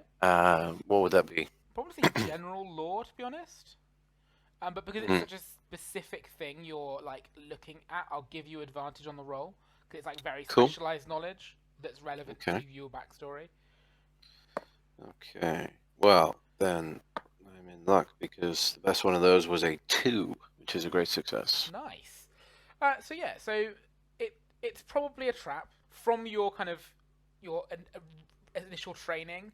You remember that there was kind of tell of this kind of really frowned upon by dwarves kind of trap. The Okay. sort of trap that doesn't deter theft, but rather just destroys the goods if you set it off. Yeah, yeah. So, what essentially you think that this metal box might be is, especially in conjunction with a wire trap and a glass vial, um, the metal is essentially a big, like a box that is kind of like a Zippo. So you open the box and it like strikes a flint, which causes a spark at the same Right. time as the vial of gas breaks, and it essentially just ignites and explodes. Okay. Okay. But that's your best guess as to why there might be a metal box along with a glass vial. Okay, then I want to work on this box while it's submerged in water. I Um, want to try and like saw through the metal. that's certainly something you can do. You can quite easily get hold of like a big like copper bath. You'll get some funny looks from the other dwarves. Like it's gonna be like that scene from Chitty Chitty Bang Bang where he's just like wandering about grabbing random things from like other people's sheds and stuff, like taking them into Nice. his workshop. Everyone's like, "What the hell is he doing?" And then obviously you'll go in there with a bath, and then you'll hear like splashes, and then like muffled like underwater soaring, Perfect. and give me traps and locks, and give me advantage for that because you've prepared for the potential backlash. Nice. Well, again, that is a great success. Yeah, so you managed to kind of saw through this metal box, um, Okay. and you definitely feel like it would lift if it wasn't for this glass vial. Damn it. Okay. Um, so it's still underwater. Has it given like any more? Is there any more space available to like Like get tools in or get my fingers in? slightly, you could probably just put a finger in now. Okay. I just want to sort of reach in. Is there like a sort of rubber stopper on top of this vial of poison? You can't quite reach in far enough for that. Like it's Okay. like you can reach in and feel the glass, but you can't quite get your finger because like the knuckle, like bone, like your first joint, can't quite Yeah. fit through the gap. So you can feel Can the I glass, and you can feel that it goes up and down slightly, but you can't kind of get can your I finger see in at there. all what's in this box? Um, yeah, you can kind of hold a torch up to the gap and peer in. Give me deception. Give me detection. You'll never figure out that I'm looking at you. Oh dear, that's a natural 20. I Um, can't see shit. so you look in the box and you just kind of see a little reflection of your eyes on the back Ugh, wall of it. it's But you're like like, nice and ah, shiny, oh, but it's it's just not very me. much help. Ugh. Right. Poison gas. Still underwater. Yeah, fuck it. I'm gonna smash it with a hammer.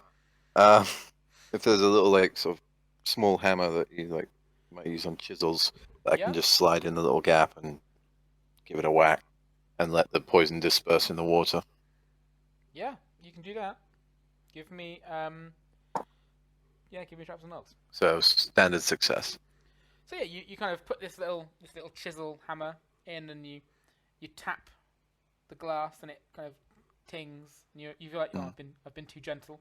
So you hit it again, and it's like, no, it's still too gentle. So you whack it a third time, and as you whack it, um, the water immediately turns like a hideous brown color. Mm. Like this vapor, like liquidy vapor stuff that was in this vial, like Yeah, immediately fills the bathtub. right. And give me a Constitution saving throw. That is an 18, which is a fail. So you take 4 points of acid damage as the water you are like you got your arm in becomes rather acidic. Oh dear. Right. But the lid does swing open now. Yeah, and I yank it out of the pool and pour away the liquid as quickly as Yep, possible. that's fair enough. You pull this out of the bath and you chuck the contents onto the floor so that it doesn't get ruined. And Yeah. as you may have guessed with your knowledge of the future, all that's in this box is a small, An orb. round, copper-coloured orb. Hmm. You realise looking back in the box, this orb kind of rolls out onto the floor with the water, and you like look in the box as if to be like, is that all that was bloody in there? And Yeah. you realise that actually the cable you cut wasn't a trap. It was essentially tensioning the orb so that it didn't roll around. Okay. Huh. I pick up the orb. Yeah, it's an orb. Hmm. I'm pretty much on my own at the moment, aren't I?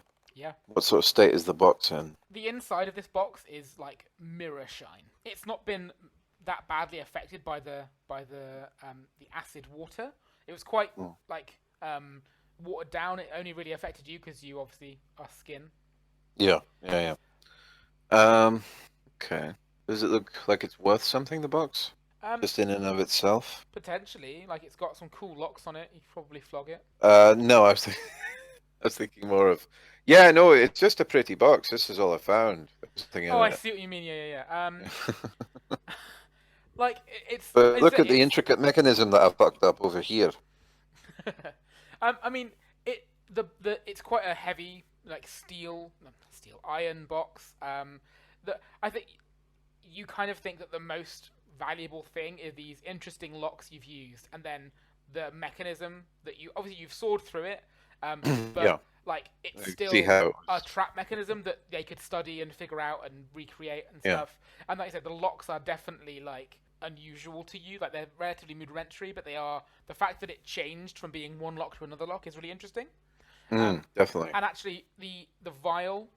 One thing I didn't say is when you look in the lid, you see that if you'd pulled any further on the lid, if you'd like just lifted it like violently, there Yeah. was like so the vial was like the glass vials that are kind of like pinched at both ends. Yeah. It was Tube like of that. glass. Yeah, it was like a tube of glass, and if you'd pulled it hard enough, it would have just shattered. Yeah. So it's a relatively unusual way. Like the trap itself essentially relies on you being able to unlock it and then just lifting the lid up carefree, like really like stupidly essentially. So yeah, I think Grandall pockets the orb, and then sort of goes about figuring out his presentation to like his uncle and the sisters of like, this is how it happened. This is the double. This is the double lock where it like changed halfway through, and Yeah. and this is what would have happened, and blah blah blah. This is what I stopped. Look how interesting, and just sort of let them have that. I think we'll cut forward. You probably I don't know how do you immediately go like it's probably taken you a few days. You did some research, like it's Yeah, maybe yeah. like the end of the second week or something that you actually managed to finish getting all the bits and bobs for this. Like obviously you were Yeah, that's reasonable. yeah. So I think are you gonna then immediately are you gonna leave it longer so that you kind I of yeah, I dossing think for a bit? I think well, because like what having done this sort of puzzle that his uncle's given him, what then does he get given to do? Yeah, you don't know. You kind of think that based on like the way your society works, you've proven yourself and therefore will be given more difficult tasks and have more Right, responsibility. Usually how it works.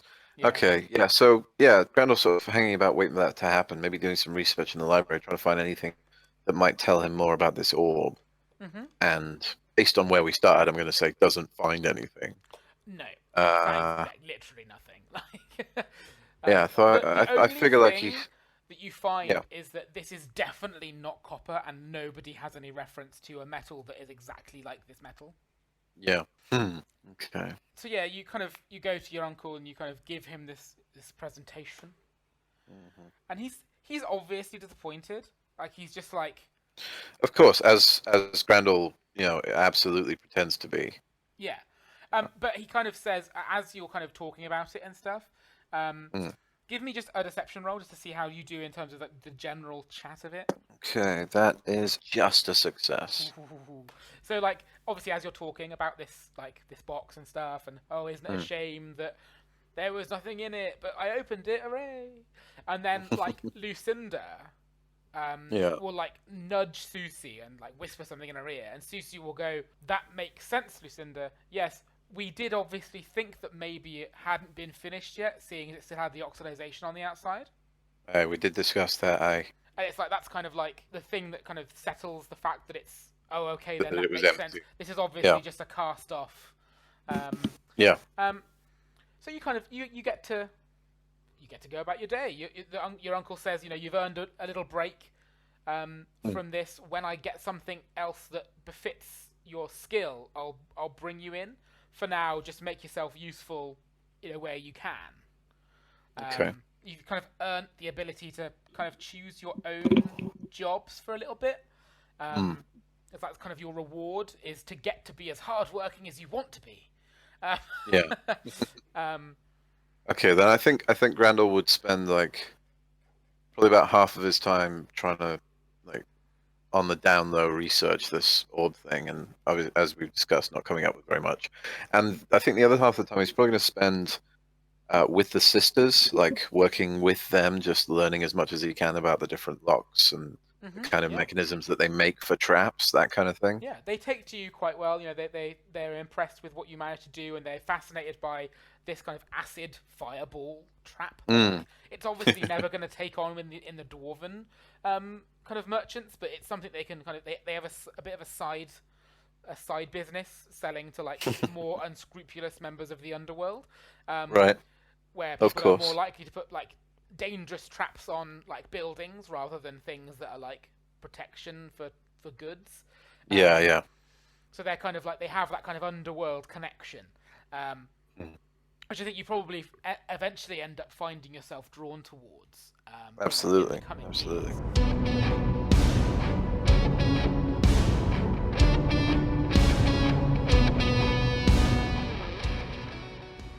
Hi everyone, hope you're enjoying Grandall's backstory so far. Johnny and I talked for an absolutely insane amount of time when we were recording this, so it's been really interesting to edit actually, and quite challenging actually to cut it down to a listable length. So apologies for it being a little bit longer than we thought. Actually, no, I'm not going to apologise for that. It's all good content. Hope you enjoy it. As always, thank you so much for coming back and listening to another episode of Nothing About Nothing Gained. Hit us up on social media. Use hashtag #Nangcast, hashtag Nang. We really want to see some more feedback. 21st is when the next episode will be dropping. We'll be back with the whole gang, leaving Clontum in the rain for the next leg of the journey. So I'm sure some fun will ensue. Well, I know fun will ensue. I'm in the process of editing it at the moment, but you guys will find that out on the 21st. So hopefully we'll see you back then for that. But for now, I will leave you in the quick hands of Grandall, and you can find out why he ended up leaving the city. Yeah, so thanks again. Really excited to be doing this particular episode. We've got new backstories for Nyla and Elias as well that will be coming in the future in between future episodes. So what the plan there is to try and get them out to you before the city when they get there, because it's all going to come to a head in the city. So yeah, thanks. Enjoy. Bye.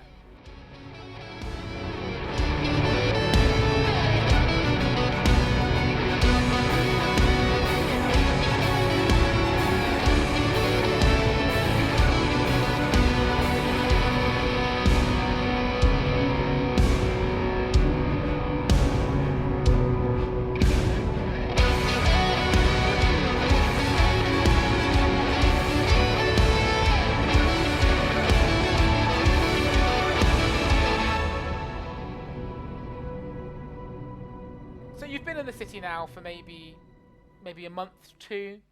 You've kind of proven yourself. You've got this weird orb that you kind of spend a lot of time studying. And No, obsessing over. yeah, exactly. And one day you come back from a day of studying, and you pull this orb out, and it's like warm to the touch. Like as you take it out Mm. of your bag, it's like warm to the touch, and you're like, "That's weird. I must have left it like in the sun or something." Mm. Um, but as you're kind of thinking about this fact that it's slightly warm, you then get like called from downstairs by your uncle. So Trovix is stood downstairs, and he's sort of like, Grandall, Grandall, come downstairs. I'll be right down. It's still just warm to the touch. Yeah. Yeah, yeah.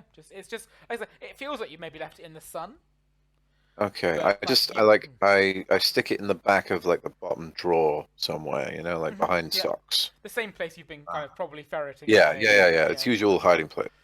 Uh, And then I sort of rush downstairs, making sure everything's secured and closed up before I go. mhm.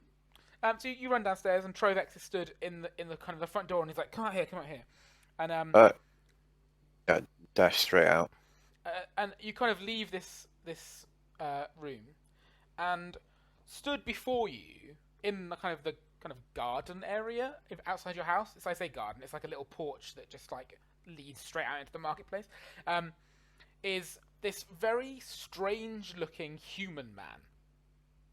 Okay. He's quite tall, maybe like 5'9". Hmm. He's quite like thin and like spindly. He's got quite a long face. He has like these like watery blue eyes, and he has like Right. this like absolute mess of like straw-colored and kind of textured hair that is like like poking out from underneath this really ridiculous hat. And he's wearing these like big, heavy, like robes that are wrapped around him with like these big, deep, like kind of sleeves on them, and just like kind of stood slightly behind him, next to him, is a much shorter man. He's probably no taller than like 5'4", 5'5". Mm. Very like dark features, thick black hair, perfectly like very strictly trimmed. This like beautiful, like very kept beard with a small knot in the end of it, and he wears these kind of light, much more like movable in looking robes of a very pale blue. Oh, okay. And you I don't see. obviously you as a player recognize that this is a member of the order, but Yeah. you don't Yeah. make that connection obviously as a No, Grandall absolutely not. just yet. And your uncle says, Grandall, I've got another job for you at last. Hi, where is it, Uncle? So this gentleman here is one of the magic users of the city, and he Oh. would very much like you to see whether you can open one of the locks in his house. Just any lock. Well, no, not any lock, a specific lock, obviously. Oh. One of the ones he hasn't been able to get to. Oh, sorry, Jack. The voice is it's so good. So, No, it's fantastic. Right. So I was sorry. My assumption was that you had enchanted a lock and you wanted to see if you could be broken through, but you're saying that you've got a lock that you can't open in your house. yes, yes, that is what I'm saying. Yes. Well, I Right. didn't say it. Right. Your uncle said it. But yes, I- that is exactly what I'm yeah. asking for. Yes. Well, I'll give it a go. I should probably mention this guy is like he looks like he's in his like late 20s maybe. Okay, with his straw hair and blue eyes and Yeah. okay. All right. Well, are we going now? I mean, Yes, lead the way. definitely. Oh, Yes, yes. Yeah, we will go now. I can't go until Emery has checked that I can go, if that makes sense. Magic users can't have too many in the same place and all that, Emery, would you please? Thank you. As he says that, kind of this bloke that in the blue behind him kind of like rolls his eyes slightly and just sprints just down the road, in the kind of the direction like in the it's like almost south, like straight south to the river, through the marketplace, and just disappears across the river and into the houses. And then after a few minutes, you just hear this really shrill, like series of whistles. And this man before you goes, excellent, there we go, excellent, let's go. Um, and he kind of trots off. He kind of looks like he's walking quite quickly, but Mm. he's not. Like he's like walking very animatedly, but But he's not just very not moving very fast. fast. He's a very strange man. And he's happily wandering along. And he doesn't really offer anything. He doesn't talk to you. Do you want to, like he doesn't initiate conversation? Do you want to talk to him at all? Yeah, no, I don't think I do say anything. I just sort of like I walk at what would be my normal pace, and then realize that I'm actually vastly outpacing him, and I sort of drop back and Yeah, it's slowly really trudge weird. along while he does this. Like I'm imagining like the $6 million man, where like his top half is going in slow motion and his bottom half is going like. Yeah, he's just But like really like he's like jauntily walking along, but like it's like he's taking one step forward and two steps back almost. Like, oh god. but he's like really like invested in like saying hi to people and waving, and people are like going oh, and they're all, like everyone kind of like is greeting him as if they know him, and he's just like So doing he's like like a really like because he's a cheesy like magic user, he's a celebrity. yeah, essentially he's doing like really cheesy like two finger guns and stuff at people, Oh and god. he's like hi yeah, and he's just like walking along quite happily like, and like every now and again he'll stop and just become almost completely motionless, and then you'll hear those like whistles again, and he'll be like excellent, and like carry on walking. I cross to the other side of the street and just keep an eye on where he's going and vaguely follow him. He like doesn't Um, notice that you're not next to yeah, him. no, I can't deal with being like next to him. It becomes quite apparent to you relatively quickly that you are heading for that tall cylindrical tower, the one that hasn't got a top. Okay. And when you arrive, he's just like he looks around for you, he looks at like his normal height, and then remembers you're a dwarf and looks down, like probably too low, Right. like at his feet, and then eventually spots you and he's like, "Ah, oh, excellent, come on then." And he like walks up to the front of his house and he just knocks on it and it swings open. Mm. And then you And realise that the inside is there's that Emery guy who's opened it. right. Okay. But he's obviously hiding behind the door, so people think that he's just magically opening it. Like that's like a thing they do for some reason. Oh god. It's like magical Clouseau and Cato Yeah, relationship. exactly. And so he Jesus. he goes into the tower and he turns around and he kind of waves to the people that are kind of gathered outside this tower, and he gestures for you to come in. Um, yeah, as I sort of walk up the steps, I go, excuse me, laddie, what's your name? Um, as you ask that, he looks down at you, and you see his expression start to change, like from Mm. this like kind of ridiculous kind of foppish kind of grin, Yeah. to as soon as the door is closed behind you and you finish asking that question, like where his hands have been like up in the air, like kind of slightly moving, he just immediately drops it and he's just like, "Tackets," and turns and just goes, "Come on then," and walks up the stairs that are behind him. Oh, shit. Okay. Um, It's all connected. God damn you, Jack. Okay, yeah, I follow him, obviously. Yeah, so you kind of head upstairs, and he gets to like the first landing. This tower is fucking tall, like, and the stairs don't just carry on all the way up. Like, there's clearly like corridors and stuff. Like, now you're stood at the bottom of it, you realize this tower is like twice as wide as your uncle's entire house. Blimey. It's absolutely gargantuan, this thing. And it's just so much space in it. And he gets to the first landing, and he turns around and looks down at you and says, "Welcome to the Tower of the Half. I'm Tackets. Don't touch anything I don't tell you to touch. Don't want any more dead dwarves." And he kind of wanders down a corridor.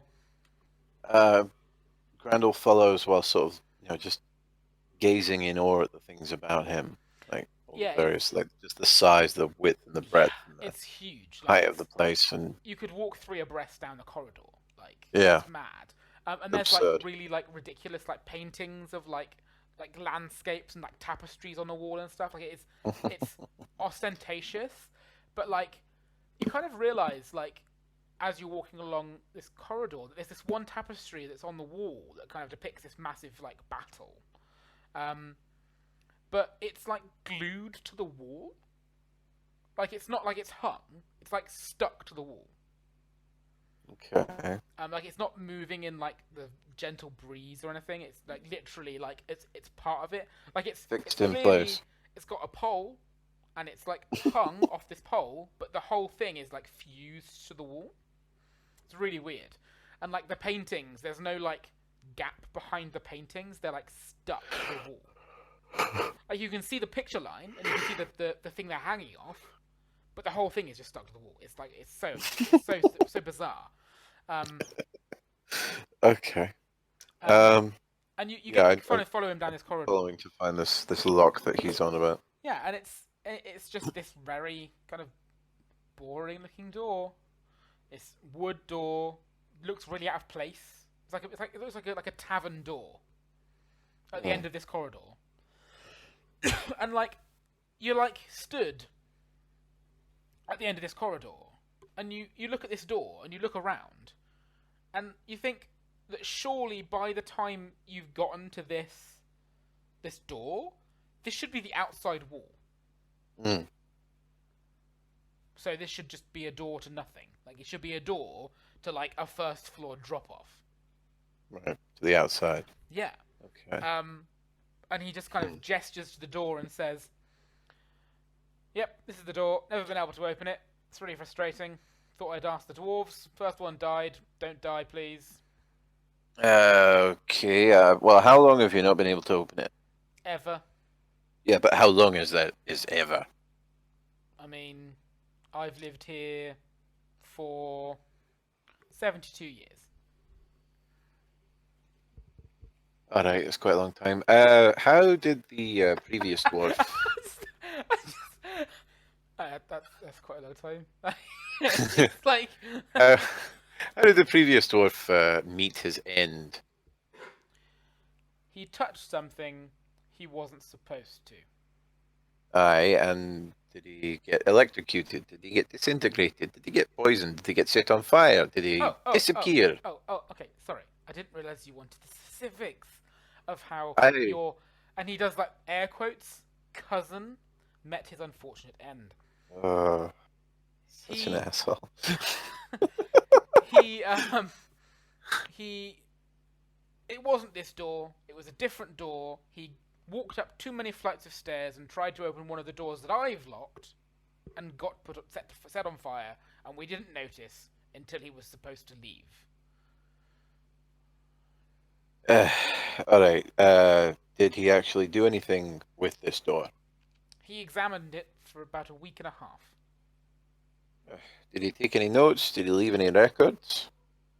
If he did, they're with him, the rest of him. All right. Um, I believe your uncle has the urn. good to know. So, is there someone about if I need like tools or special kit bringing in? Is there anyone who can just drag that over for me while I'm working on Uh, this? give a little whistle and Emery will pop up for you. Aye, Emery. He'll be able to fetch anything you want. If you need specific tools bringing from your workshop, I'm sure you can manage to get those delivered to outside the door. If someone knocks, Emery will answer. Good to know. Right, I'll just set up shop here then. Don't mind me. Lovely. You are only permitted to stay in the tower for 2.5 hours a day. Not my rules, the rules of the order. People are scared that if people spend too much time here and they're not magic users, something bad might happen to them. Right, 2.5 hours. Right, I'll get on then. I'd rather if you kept it to the mornings if possible, but whenever you want, feel free to pop back every day. This is, as far as I understand from what your uncle said, your job now. Good luck. And he just turns on his heel and walks down the corridor. And yeah, I go to say thanks, but then I just don't. Um, okay. All right. I just want to take a good hard look at this door. Wooden Cool. protection. It's a wooden door. It's got iron bands across it, Hmm. like secured. It's got a big old school like raw iron lock with like a. It looks like the outside of like a latch, like a ring that you would like twist the ring and it would open the latch on the other side. Okay. And then it's got like a lock mechanism underneath that. But it's one of those ones where there's a back to it, so you can't see through the hole, Yeah. like a Okay. privacy lock. And the hinges are like big, like what are they called? Uh, like the big ones that come out like a big triangle piece on each side of the door, like one side on the wall, one side on the door. And it looks like it Yeah. opens inwards. I see. Okay. Okay. Um, dwarf height, human height. Human size. Okay. What kind of wood does it look to be made of? Like you think maybe oak? And the metal is just cold iron, yeah. Yeah, it looks like it. Okay. Like big old Uh, bolts, like bolting the metal in. you got the plain sort of wooden slats vertically, Mm-hmm. then banded across. Any markings, any decoration, any sort of carving or It is anything in like it? the most boring looking door. Like there's nothing special about this door other than the fact that you can't Okay. open it, Yeah. and it's out of place, Um. and it looks like it shouldn't be there. Like it looks out of place. Yeah. Hmm. Okay. Yeah. Let's give the lock mechanism a check for traps or Mm-hmm. little extra switches that shouldn't be there. That's a 14, which is a success. Cool. Yeah, you have a rummage around in the lock, and you unlock it. Okay. Um, I okay. I'm gonna Like you twist almost the unlock it by accident. Like you're looking for traps, and you're like, oh, and it's unlocked. right. I'm gonna very gently twist the ring, Mm-hmm.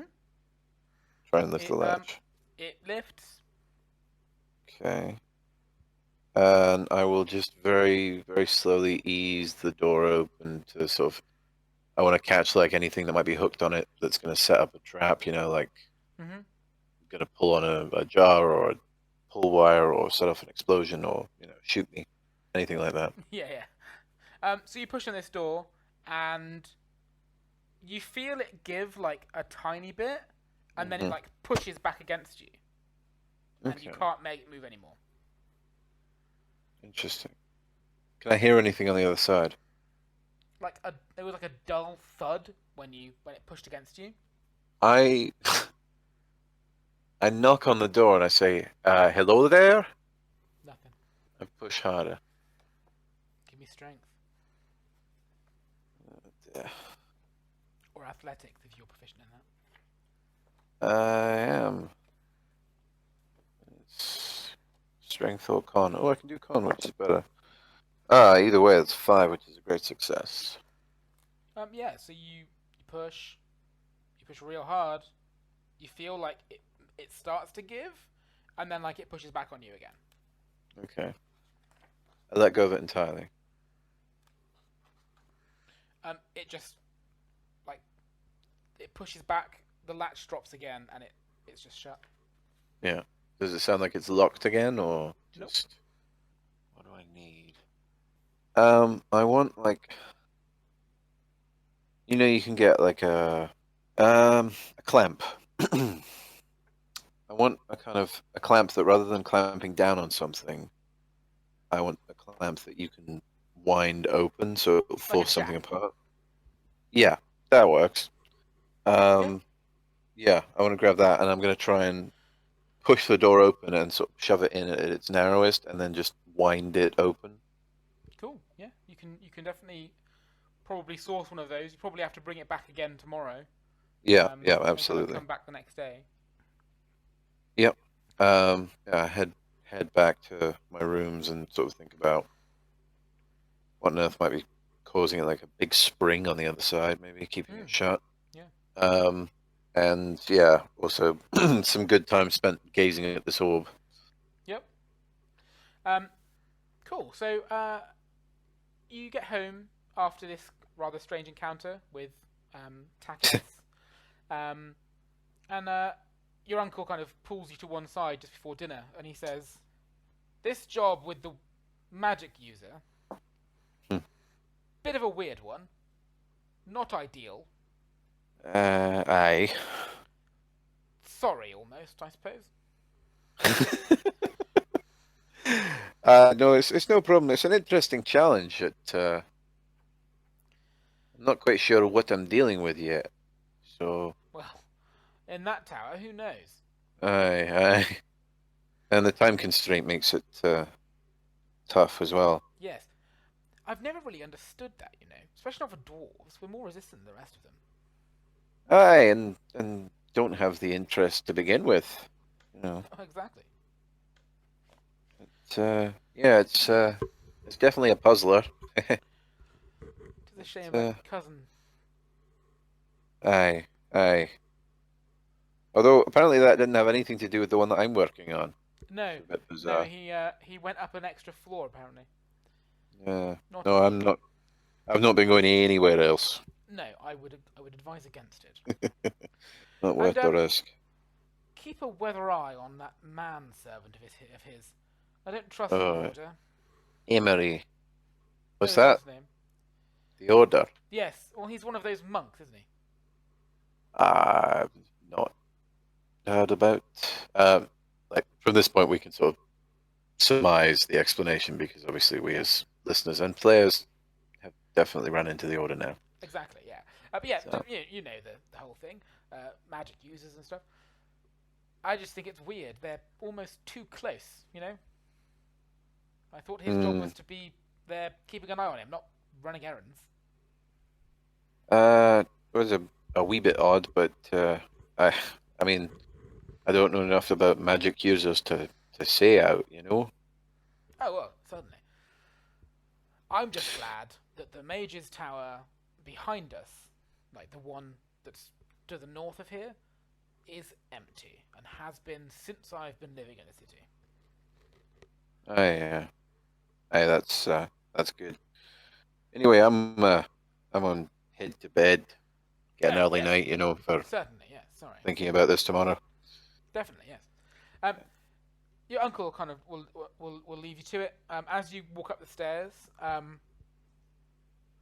you hear uh, a kind of soft, like weeping Mm, coming from Mithridates' room. okay. I sort of creep up to it as quietly as possible and have a listen at the door surreptitiously. He just seems to be crying. Like, he's just weeping quite softly. He's obviously trying not to make too much noise. But Okay. because it's quite a quiet house, and obviously your bedroom is literally opposite his. Yeah. You've noticed. But he's just quite softly weeping to himself. I just give the door a very gentle knock. You kind of hear that stereotypical like, Hmm. yes, You right, lad? yeah, yes, yeah, I'm fine, thank you. Anything you need help with? Um, no, no, I'm fine. Thank you for asking, cousin. I just haven't been sleeping well at all. All right. Well, if you want to talk about it, I'm just across the way. Thank you. Good night. Night, cousin. And yeah, so have a listen for a moment. He doesn't go back to crying, but you kind of hear him moving around the room a little bit, and then he kind of sounds like he's gone into bed and he's kind of curled up. Okay. Yeah, then I cross over to my room and enter. Cool. Yeah. So you can kind of are you gonna go straight to bed, or What sort of time is it? if you've probably just had food, he's kind of grabbed you after. So probably like late evenings, like maybe like 9:30, 10ish. Mm. Yeah, I think sort of gets himself ready to bed, lies down in bed, and just sort of thinks about, possibilities of different trap mechanisms and Hmm. Yeah. different ways of doing things. Just letting it all sort of run through his head as he drifts off, Yeah. and the Fair enough. subconscious takes over with it. That's cool. Um, Yeah. You have a pretty good sleep. Quite restful. cool. Um, you actually oversleep the next morning by a little bit. You kind of wake up and it's already like 9:30, like 10ish, where normally you'd be getting up at like 7, 8 o'clock. Yeah. You just slept so soundly, it just nothing woke you, and you wake up to find the house empty. Um, Everyone's already left for the day. Okay. I think I sort of jump up and get dressed and ready as quickly as possible, and then head over to Tackett's house hmm and You obviously take the get. jack with you, and Yeah. you make a start on that. It goes much the same as yesterday. You can push on the door, you can pry it open a little bit, but this time you kind of get ready and you push this jack in with your foot, just as you get the door open, like tiny little crack, Hmm. and you hear that kind of telltale thud that means the pressure's back on again, Yeah. um, and I assume you then just start to crank this jack. Yeah. Absolutely. So you kind of you start winding this up, and it's obviously designed to be relatively easy. And the Mm. door starts to kind of bow at the bottom slightly. Okay. Um, and Yeah, so it starts to bow at the bottom, and you just start to be able to see like through the door. Hmm. And so the bottom of the like through this like gap in the bottom of the door, you can see this like flagstone floor Right. that immediately makes you think of home. It's Mm. exactly the kind of floor that you had like in the cities that you grew up in. Right. Um, and yeah, and there's this like kind of bang, and there's almost like a bit of commotion that appears to almost feel like it's happening, Mm. and then there's like another uh, hit against this door, and your jack just gives like the spring, like the whatever the mechanism is, like the what's the word, like the cog mechanism, just like Yeah. slips and it like shoots out from under the door, and it just Right. slams Okay. shut. Um. So if the floor look familiar, the sort of architecture of it. Yeah, it looks Um. kind of dwarven-y, the floor. Yeah. Does that give me any sense of what might be holding the door? Like what particular mechanism or what itself might be causing it, if that's the kind of architecture that goes with it. Um, like you don't really can't really think of anything like dwarves aren't like in like communal areas and stuff. You don't really have doors; you just have archways. Yeah. But like you're a fan of like locks, like obviously. And like most of the time, if you wanted to keep a door shut, it would be with a really intricate lock rather than with like a barring mechanism of any kind. Okay. So that in itself does seem really strange. Um, Um, I want I want to push on the door again mhm. just to get it open a crack, and I just want to say hello in Dwarven. So yeah, you push it open a little bit, and you say like hello in Dwarven, and there is like the tiniest bit of give on the door, Mm. and then it snaps shut again. Okay. I want to get a piece of paper and write on it just sort of brief Dwarven runes of like safety, trustworthiness, hmm friend, and then sign it with the seal of House Hammerlock. Yep. And I want to slide it under the door. Okay. Um, yeah, you can do that. Um, there's no like response or anything, Okay. but yeah, there's no like There's nothing slid back underneath. There's no like response. The door doesn't open. Um, Okay. I something that because I've been going back and listening to all of the recordings we've been doing. mhm. Because I am already a massive geek for this show, which is really nice. Um, Something that you mentioned quite a while back is that any of us can do sense magic. Yep. Obviously, Elias has an aptitude for it, but any of us can do it. Mhm. And you also said it would manifest in a particular way. Yep. So I would like to try and do that. I believe it's a intelligence check. It's making an int or perception. I will do a perception. That is a 4, which is a great success. Yeah. So you kind of you think, you know what? I'm in a bloody magic user's house. Mm, Like, is there some sort of magic here in use that might be the key?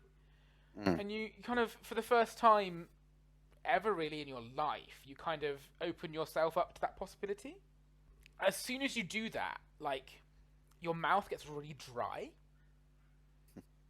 and like your okay. tongue like just tastes really strongly of like iron, like this horrible, like almost like you got blood in your mouth, Mm, but at the same time being like really dry, and yeah. like you just can feel this.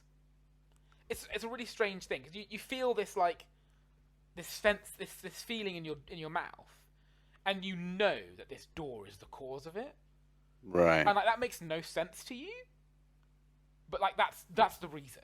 Like this door is not a regular door. Like there's no way this is like mundane in any way. This is clearly some sort of magic here. You can like taste it. Okay. um, How much time have I got left today? after what you've done so far, probably about half an hour or so. Okay. I give a sharp whistle for Emery. Yeah, he will emerge pretty quickly. He's a pretty fast little chap. Um, you look after these magic users. You know about the magic that they use. Could you tell me what kind of magic is coming off of this door? Uh, um, the kind of magic coming off of the door, you say? Let me have a think. He kind of like focuses, like pinches the bridge of his nose, Mm. and then like holds his hand up a little bit, and he says, I would say coming from this particular door would be some sort of maybe an enchantment of some kind, I think. I. Sort of magic that we use, well, not we use, but that they use um, when you're trying to change somebody's opinion of you. Like you might enchant a person to like you. You also might enchant an object to move when it wouldn't normally move. Although it can Uh, sometimes be transmutation, it really depends on what it is you're trying to do.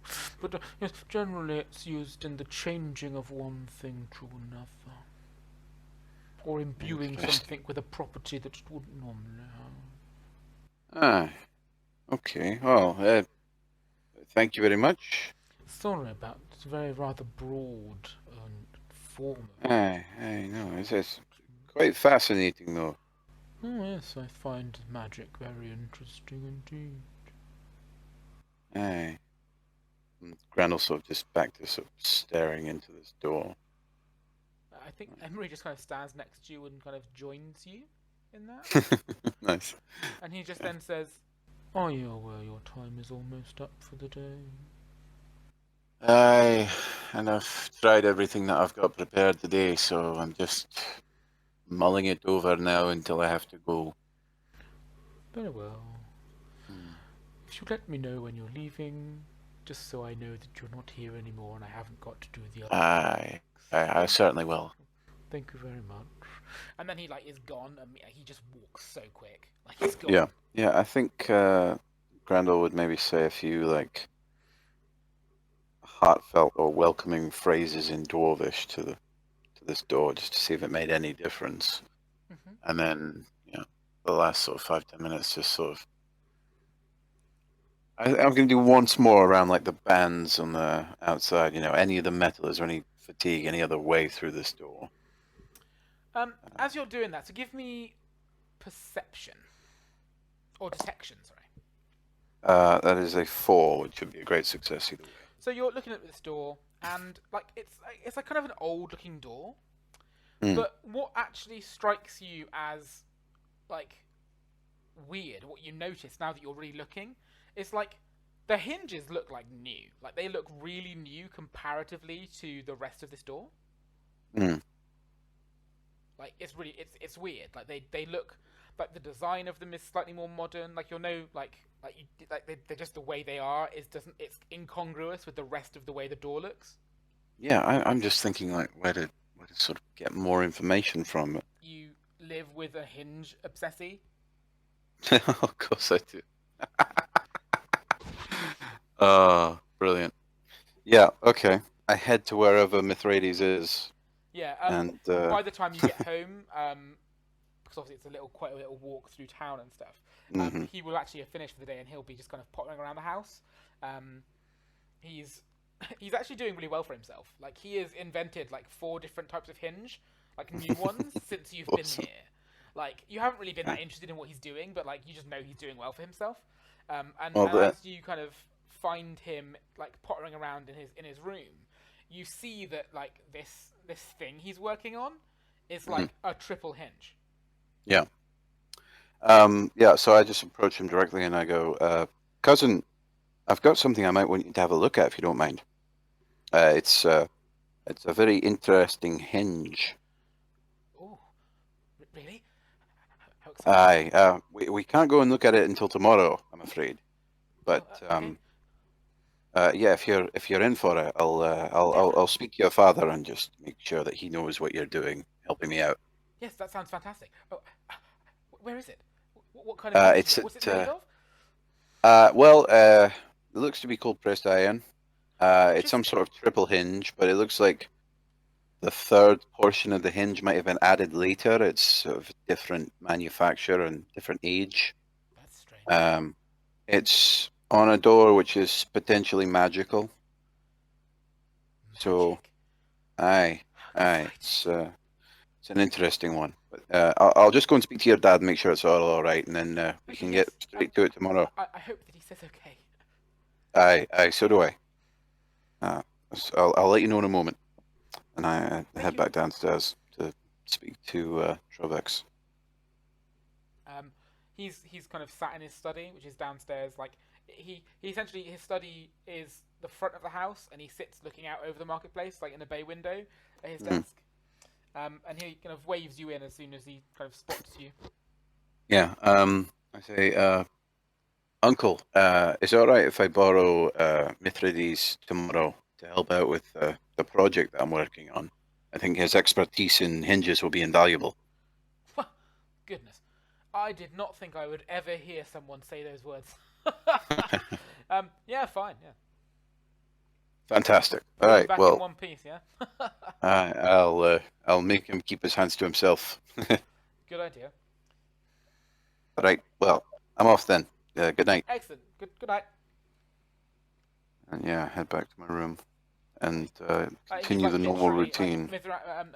Mithridates is stood in the doorway upstairs, like waiting for you to go back upstairs to Yeah. see whether his dad said yes. Aye, it's all good, lad. We'll leave in the morning. Oh, I'm so excited. And he kind of goes back and you can almost like he's like gone straight to bed because he wants it to be tomorrow already. Like Yeah, yeah, he's absolutely. like a I little just kid. I just sort of lean into him, and it's like, go straight to sleep now. You're gonna need a focused mind tomorrow, and when we get there, don't touch anything. Say so. Oh, okay. Understood? Yes, okay. Aye, I'll be good. aye, aye. Night, night. And I Good leave him night, to cousin. it. Yeah, and you can kind of carry on with your normal evening. Do you spend some time looking at the orb? I do, I do. Um, it feels warm again when you pull it out of the drawer. Okay. Um, I just want to like with a sort of whatever random piece of fabric or like piece of clothing or sock that is like nearby. just want to sort of gently polish it, like nothing on there, no liquids or anything, just the gentle rub of some fabric, and Yeah. just sort of polish it, see if it makes any difference or Like when you does polish it, anything. it's kind of like dull, like this Mm, copper. But even with just like a cloth polish, you can kind of make it shine in quite a pleasing way. Like mm, obviously, it's only the really raised parts of the vine design that actually get yeah, shiny. yeah, yeah. But it's like, and it does go dull quite quickly again after you've kind of polished it. But it does become like quite a nice shine, like just after it's been polished. And Mm, it catches the light, and especially if you've got a candlelight, it catches the light in a really like hypnotic manner. Like it yeah. like So to the I point think, where you almost think that the vines are like they're carved in such a way that it looks like the vines are kind of like moving in the candlelight with the way mm, the candlelight flickers. with the flickering, yeah, Yeah. yeah. So I think having polished it gently, Grandall then just spent some time just running his fingers over the vines and feeling like the way that it's been carved and pressed, and Yeah. the sort of craftsmanship of it, just feeling that underneath his fingers, and maybe sort of does that while he drifts and thinks about locks and hinges and doors and Hmm? weird magic and strange wizards. Uh, Yeah. As you do that, you kind of you kind of zone out almost as you're kind of feeling this mm, thing in this candlelight, and it's like you're kind of staring at it almost, like not really thinking about anything in particular, yeah. and you run your finger over like a particular like part of it, and like what? So you're running your hands over it, and then like you realize your hand is like a little bit wet, and you look Mm, down, you realize you've like caught your finger on it somehow, and you've mm, like smeared blood like over the entire thing. Like it's just like a little pinprick, like a paper cut on the end of your finger, yeah, yeah. but you've like just literally been smearing this with Spread blood, it and you everywhere. have no Yeah. idea how long you've been doing that for either. Like it's like you just suddenly noticed your hand was wet, um, Mm, and you don't know when you did it, but it's like it's just you just you just like, wiped blood all over this thing, um, okay. and like you like absent-mindedly, obviously you like put your finger in your mouth like to like stop it from bleeding, which is what Yeah. kind of the reaction, and like you like obviously taste that kind of metallic tang of blood, and like that it makes you kind of make this it makes you feel really weird because like the last time you felt that was stood in front Mm, of that door. that sense memory of the magic. Yeah, and it like just you kind of just feel like and you look at this orb in a completely new light, I think probably Mm. like you just there's that I flicker of thing in the back of your head that's like, wait, could this be magic? And then it like yeah, it probably fades because you don't actually sense anything from it. But yeah. Okay. I want to grab a long piece of paper, uh-huh. and then I want to take this orb and like roll out the pattern of the vines in the blood along this piece of paper Yeah. to see if there's any sort of pattern in it. Yeah, you can do that. Um, so you roll these vines across this paper, and you kind of like I suppose so you're doing it in like a straight line. Are you Yeah, so yeah, yeah. you're gonna pick an up and a down type thing and roll it? 'Cause obviously, with it being Yeah, trying to just sort of get the middle section of these vines Mhm. and roll the pattern of that out. Yeah, that makes sense. So yeah, you roll this pattern out, and there's obviously like it's like it's a vine pattern, funnily enough, but it's obviously only the very top vine that Hmm. you get the impression of. Um, as a player, you know this is moved, Yeah, so it's almost like it's not shifted into a pattern that is like repetitive. right, but Does it that make could sense? be. But like it could Yeah. be like you think maybe you kind of I think that's probably where you end up trying to move bits of the vines because you've Hmm. seen this pattern and gone, well, if that was swapped with this, then it would be a repeating pattern. Yeah, yeah. And that's I think then where you Trying to get make this that thing happen. of trying to shift it from. Mm, nice. Yeah. Okay. Um, yeah, I sort of take a moment and like I'll store the piece of paper with the pattern away Hmm. and just try and wipe the blood off of everywhere and bandage up my finger where I've slashed it, Yeah.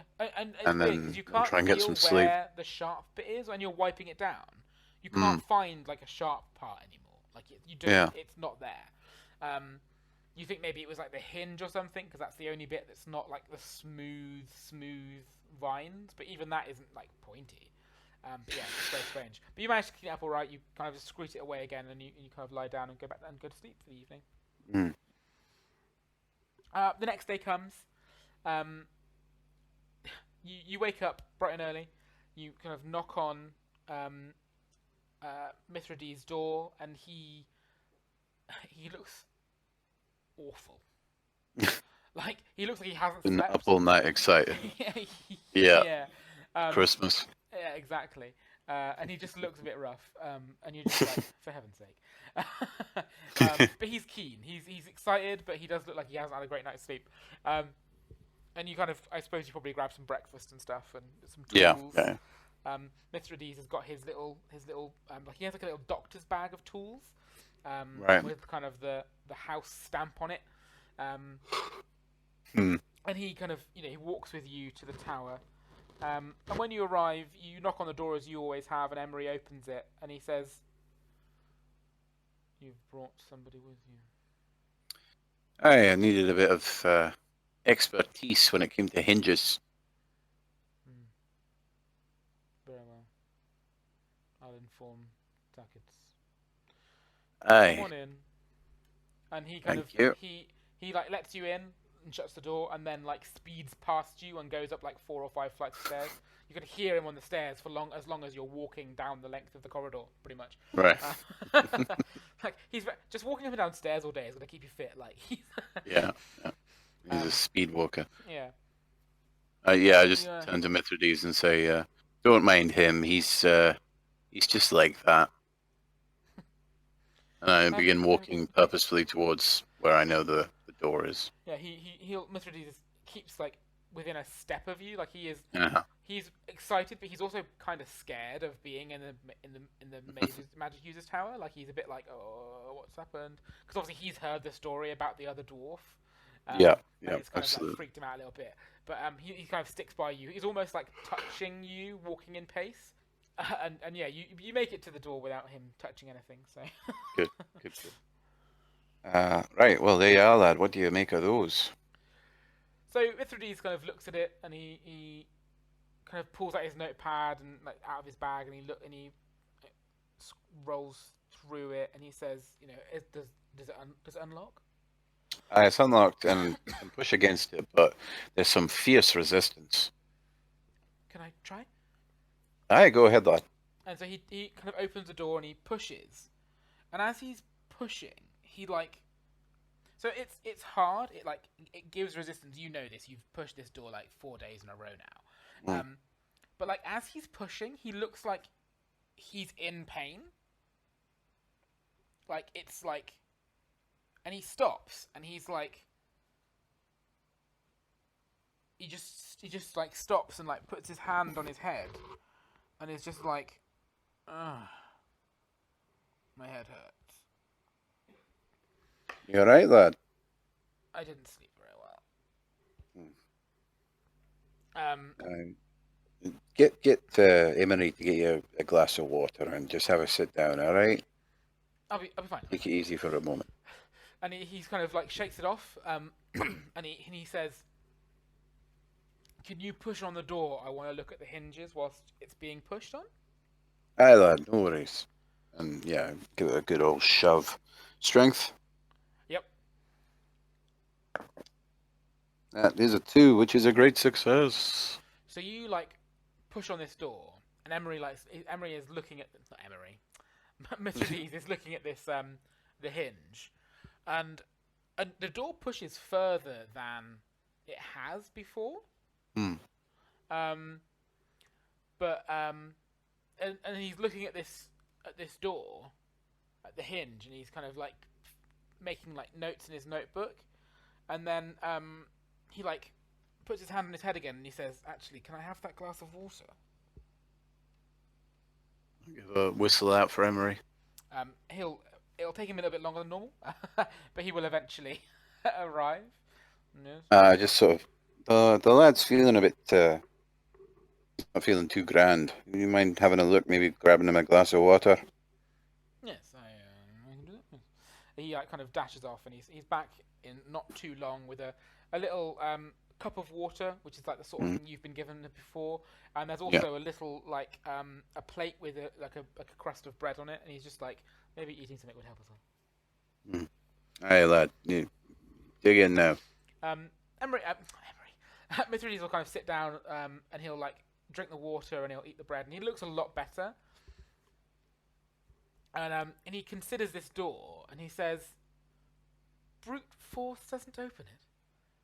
I did try a friendly hello earlier, but I didn't get very far with that either. Do we know what's the other side of it? Not a clue. Oh. I mean, architecturally speaking, open air, the outside. Wizard tower. Yes. It's probably like, when magic gets put on things. There's a word for it. I can't think of it right now. Okay. Um. He kind of goes up to the door and he runs his hand over the hinges, and Mm, he pulls a tool out and he like does something with it, and he like pushes this like third section of hinge, right. and you hear like a loud clunk on the other side of the door. Nice. And he does the same thing with the other one. Yeah. Like, with both hinges, he gets like a little step ladder, which I'm sure you've already had. Yeah, Prop yeah, them yeah. against the door, and he pushes both of those, and you hear these loud clunks, and there's like kind of like gaps now in the hinges. Right. He reckons it should open now. I give it a gentle push. Um, yeah, you push it open, and it swings open. And What is revealed? you An elf in a green dress with red hair. no, you open this door, and it's like a kitchen, like a dwarven kitchen, and sat at the table in this kitchen is Mithridates. Right. And as you go to say to Mithridates, "That's weird," you turn and see that he is like lead, like fitting on the floor, like mouth foaming. Oh, God. And like you, what do you do? I suppose is the only answer for the only question for that. I turn and look back at the Mithridates that I've walked into. So have you actually entered the other room? Uh, no, I'm looking down the tunnel. So So, it's literally like it's like you open the door into a big dwarven kitchen, and sat at the table is Mithridates, and he's just kind of sat there looking very blank faced, like is almost there like he's like on standby mode. is there like food in front of him or a Nope, place it's setting or literally anything? like it's like an empty kitchen. Any other doors? Nope. No one else around. This is just I like just give me just like a general law. 11, which is a failure. Okay, yeah, it's just a regular kitchen. You don't recognize it at all or anything. It's just I just sort of lean my head in and I look over to him and I say, "Are you right, lad?" he kind of looks up at you and kind of just smiles in a really like kind of plain blank way and says, Okay. "How can I help you?" Just a moment, lad. And I turn back to the original Mithridates, and I just want to turn him over and see if I can I make him comfortable. Is he still foaming at the mouth? Is he having a fit, or what's going on? He was like definitely like having a fit, but he kind of it's subsided now a little bit. Okay. And he's just slumped, like he's breathing like shallow breaths, but he's just kind of slumped on the floor, just looking a Uh, bit useless, really, like just bare, like he's I alive, but okay. I whisper Emery to go and get Tackets because they both have to see what the hell's going on here. Yeah, cool. So you whistle for Emery. He comes up and he goes, "Oh my God, you did it!" And he immediately runs off to Yeah. find Tackets. And like, it's like as soon as he goes to run off to find Tackets, Tackets walks around the corner. Like he knew something had happened and was already on his way. Yeah. And Tackets comes around the corner, sees this scene, and goes, "Excellent. You can leave, Dwarf." Uh, what about my cousin? Take him with you. What I mean, look at him. I'm sure he'll be fine. Yeah, but there's another I one in there. I mean, what about him? That is interesting. Obviously, it's of a magical nature. I'll have to look into that. Right. And I just kind of gather up Mithridates and half leg it out of the crazy magic house. Mm-hmm. Um, so I'm gonna kind of go into almost montage mode here. So Mm. you leave the house. You kind of half carry, half walk Mithridates back to your uncle's house. Your Hmm. uncle is like, he's like, what did you do? What happened? He immediately blames you for what's happened. Hmm. He says like, I told you to look after him. What did he touch? What did you do? And obviously, I suppose you probably are quite honest with him because it genuinely wasn't your fault. Yeah. Um, and you say to him like, it's just that I opened the door and you kind of explain. And he's just like, he assumes you're lying. And the Hmm. next day, he kind of sends you to bed and he puts Methodies to bed. And he's really like just like obviously very angry and not dealing with the grief very well type thing. And the Yeah. next day, there's a note that's delivered by Emery. With like a little like vial of something that just says uh, Tackets the Ageless of the Tower of the Half sends his deepest apologies for the incident that happened within the tower. If based on his research of the last day and night that he has been doing, this vial should bring your boy back to what he once was. And Uncle Trovex is just like, well, I don't know what else to try. I'm going to trust this loved member of society, and he feeds this vial to Mithridates and puts him to bed. And the next morning, Mithridates gets up. He comes down. He has breakfast. Your uncle's still not particularly happy with you or nice to you, Mm. but Mithridates is back and he seems to be okay. Doesn't really talk to you or interact with you like at all. Right. And like whenever you get him alone and like try and talk to him about what happened, which I assume you would do, Yeah, definitely. um, he kind of brushes it off and doesn't talk about it and changes the subject or just leaves the room.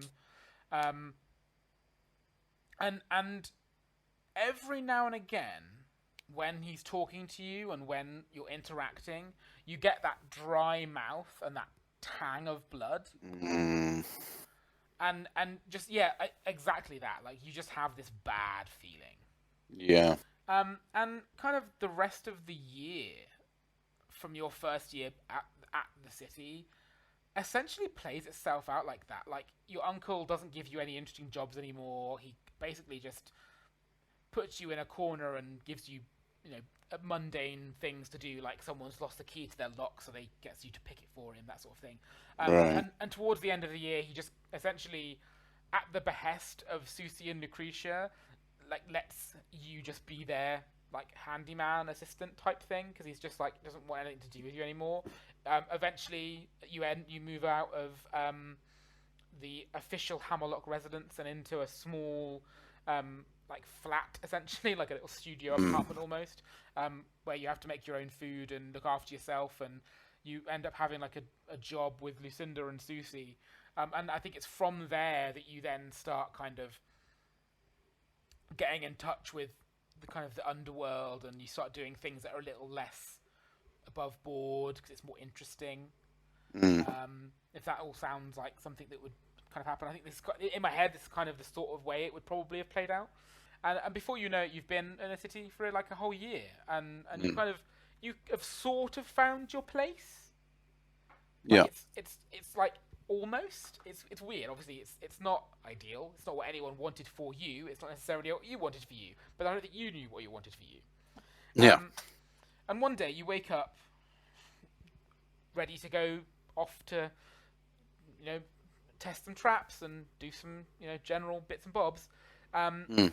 and you open your front door, and stood in front of you is a woman that you forgot had told you she was going to arrive. Oh God. And Oh stood before you Jesus, I really did. is your mother, Mm-hmm. Octavia. Octavia Hammerlock. Wow. And obviously, we've previously established that it is a patriarchal society within the dwarves. Uh-huh. That is not true of the Hammerlock clan. Of course it's not. I mean, it Why is would it on paper. Of course, it is. But be? Octavia, In actuality. in actuality, is the one who is in charge of Nah. things. She is. You open the door, and she's obviously been stood there waiting for you to do that. You have no Uh-huh. idea how long that's been, but she obviously wanted to make an entrance, and that was the entrance she Mm-hmm. decided she wanted to make. She has stood on the other side of your door, drawn up to her full height, which is not that impressive, as you can imagine, with her arms crossed across her chest, looking stern, which is pretty much exactly the way you remember seeing her last. Yep. So, right. And she says, Yeah. as you open the door, she just says, Grandall. Hello, mother. Don't hello mother me. Would you come And in? she goes, I'm not going in there. And kind of turns and like just walks, and you know you're expected to follow. I do. Sort of maybe a step and a half further behind than I should, but I do. Yeah. And so you kind of make your way, following your mother, and she takes you to where she is staying, which is essentially like it's almost like a lodge for like important dwarves that are visiting the city, and she obviously has some rooms that she is renting for this short period of time she's here to visit her son. Mm. And she kind of rings for some food and tells you to sit. And she looks at you in the eye across this ridiculously overgrand spread Mm-hmm. of like breakfast foods, and says, Grandall, don't fuck with me. Wow. Your stories, obviously. Apparently your mum's Irish. I've noticed that. I didn't want to see anything. Just kind of letting it. It's fine. Your mum's from the Irish half of the Hammerlock. Your dad's the Scottish one. That's where you get the accent. Yeah, no, mum married into the family. Exactly. Yeah, she's not. Yeah, that makes Hammerlock. sense. Yeah. uh, sorry, what was the question? The stories that you've been telling. How many About are true? what stories have I been telling? About what? About what happened to your cousin. Uh, well, no, yeah, no, I told the truth. And she kind of looks at you and she makes eye contact. And when you say, yeah, I told the truth, she goes, right then, fine. I'll sort your uncle out, don't you worry about that. Thanks, Mum. Right then. Are you staying here? Do you like what you're doing? Have you found your space? Have you found your place in community? I suppose, I mean, I've just, I'm sort of plodding along at the moment, seeing what I can do, but thought about it too much, I guess. You're working with capitalist kids, aren't you? Aye. Lucretia and Susie, aye. The good girls. They're Aye, not going to be here them. for much longer, though, you know that, right? Oh, I didn't. They're coming home next year. Right. Well, then maybe I'll start thinking about where I'm going to go. And seeing as how I'm also Irish now. You know, it's funny, Mum, when I don't have this accent, but whenever I get around you for more than 2 minutes, and all of a sudden, it's like being back at home again. I only talk like this when I'm talking to me mum. So your mum's obviously like she believes you. As soon as she's Mm, heard you say it's the truth, she immediately believes you. Like for all the yeah, kind of disappointment in you and all that shit, like you're her kid and she believes you and she can tell when you're lying. yeah, yeah, Like absolutely. it's not that she believes you undoubtedly, but she can tell She when you're can lying. just tell. Yeah, Like, um, yeah. and like so she's kind of said that she's gonna sort out your uncle and um, obviously she's broken the news that Lucretia and Susie are going to be moving home next year, and Mm, um, she she kind of looks at you and she says, "If you tell anybody I said this, and I mean anybody, I'll fucking kill you." But my brother, I don't think you've ever met him, Malleus, older brother by quite a bit. He was excommunicated for doing the shit that you're doing at the moment. The stuff with Lucretia and Susie. The stuff on the side. Now, I'm not judging you. You do what you're good at. But I don't want that for you. I want my son to be part of the clan. right, Just promise Mum. me this. You'll be careful. I bear it in mind. I will. Promise. Good. Now then. What should we do today? What's good to see in the city? I've not been here before. I've mostly been inside looking at things. I haven't really gotten out much, to be honest, Mom. Good lad. Hard worker. I knew you'd find it one day. And with that, she kind of is happy, and she kind of, you sit and eat dinner in a kind of amicable silence. Um, Mm, she's only in the city for like a week or so. You don't really see much of her because you're kind of working, and she's busy like schmoozing the dwarf yeah. families and stuff. When she leaves, she kind of, you know, you go over for dinner to her rooms, and she gives you kind of one of those really awkward, brusque hugs. Hmm. Because you're not really a touchy-feely family. Um, Yeah. and yeah, so and she kind of leaves, and it's amicable, and you kind of know that actually during those 2 weeks you kind of get a very not heartfelt apology from Trovex, um, and it's all very like, yes, we'll make sure that better work comes your way when it needs to, um, and yeah, you head off. Your mother heads off back down to the Hollow Range and says that if you ever need to come home, then you're more than welcome. Mm. Um, Does Mithridates still seem a bit off? oh yeah, yeah. Your mum Mm. actually agrees with you that he doesn't seem right. Like she basically raised the boy, and she's just like, yeah, Mm. something's weird there. And she says, be a good lad and keep an eye on him, sort of thing. Mm. Um, and so you kind of get to this point where you found your niche in life to some extent. You're kind of doing the front end work with Lucretia and Susie. You're doing a bit of under the handed stuff with Lucretia and Susie. And another year passes, and they pack up and they go home back to the Hollow Range. They've had their wedding matches come through, and they've going home to wed and to have kids and stuff. Um, Yeah. as is kind of their job almost. They've been let out to see the world before having kids and becoming parents and mothers.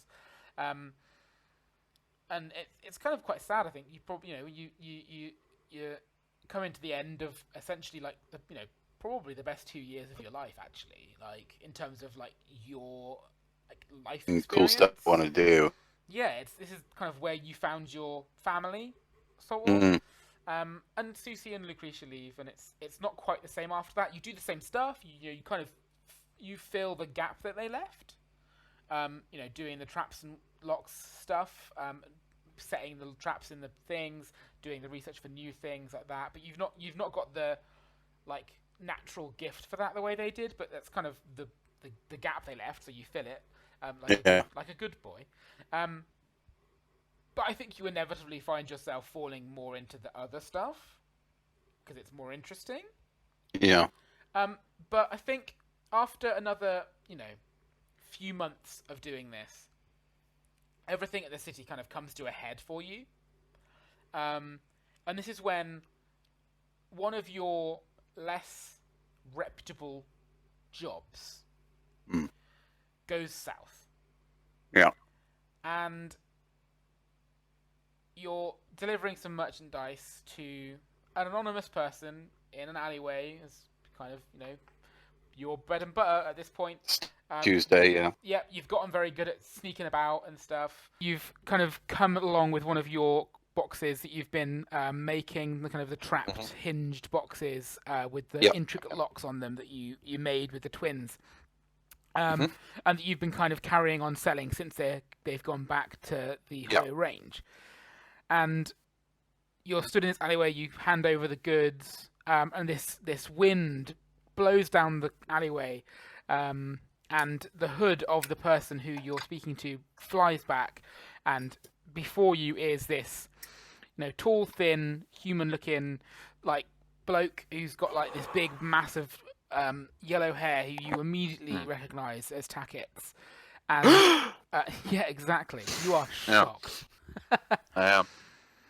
And he says, "Oh, well, I trust I can rely on your discretion." Aye. I mean, the money's all good. That's the whole transaction, Good. essentially. I'm glad. I may have something to share with you. Right. Come by the tower tomorrow in the morning. I don't want to speak of it out here. I don't know who could be listening. All right. Aye. I'll pop around tomorrow. No problem. Thank you. Grandall, wasn't it? Aye. And he kind Master of tosses you Tackett's. the pouch of money. Mm.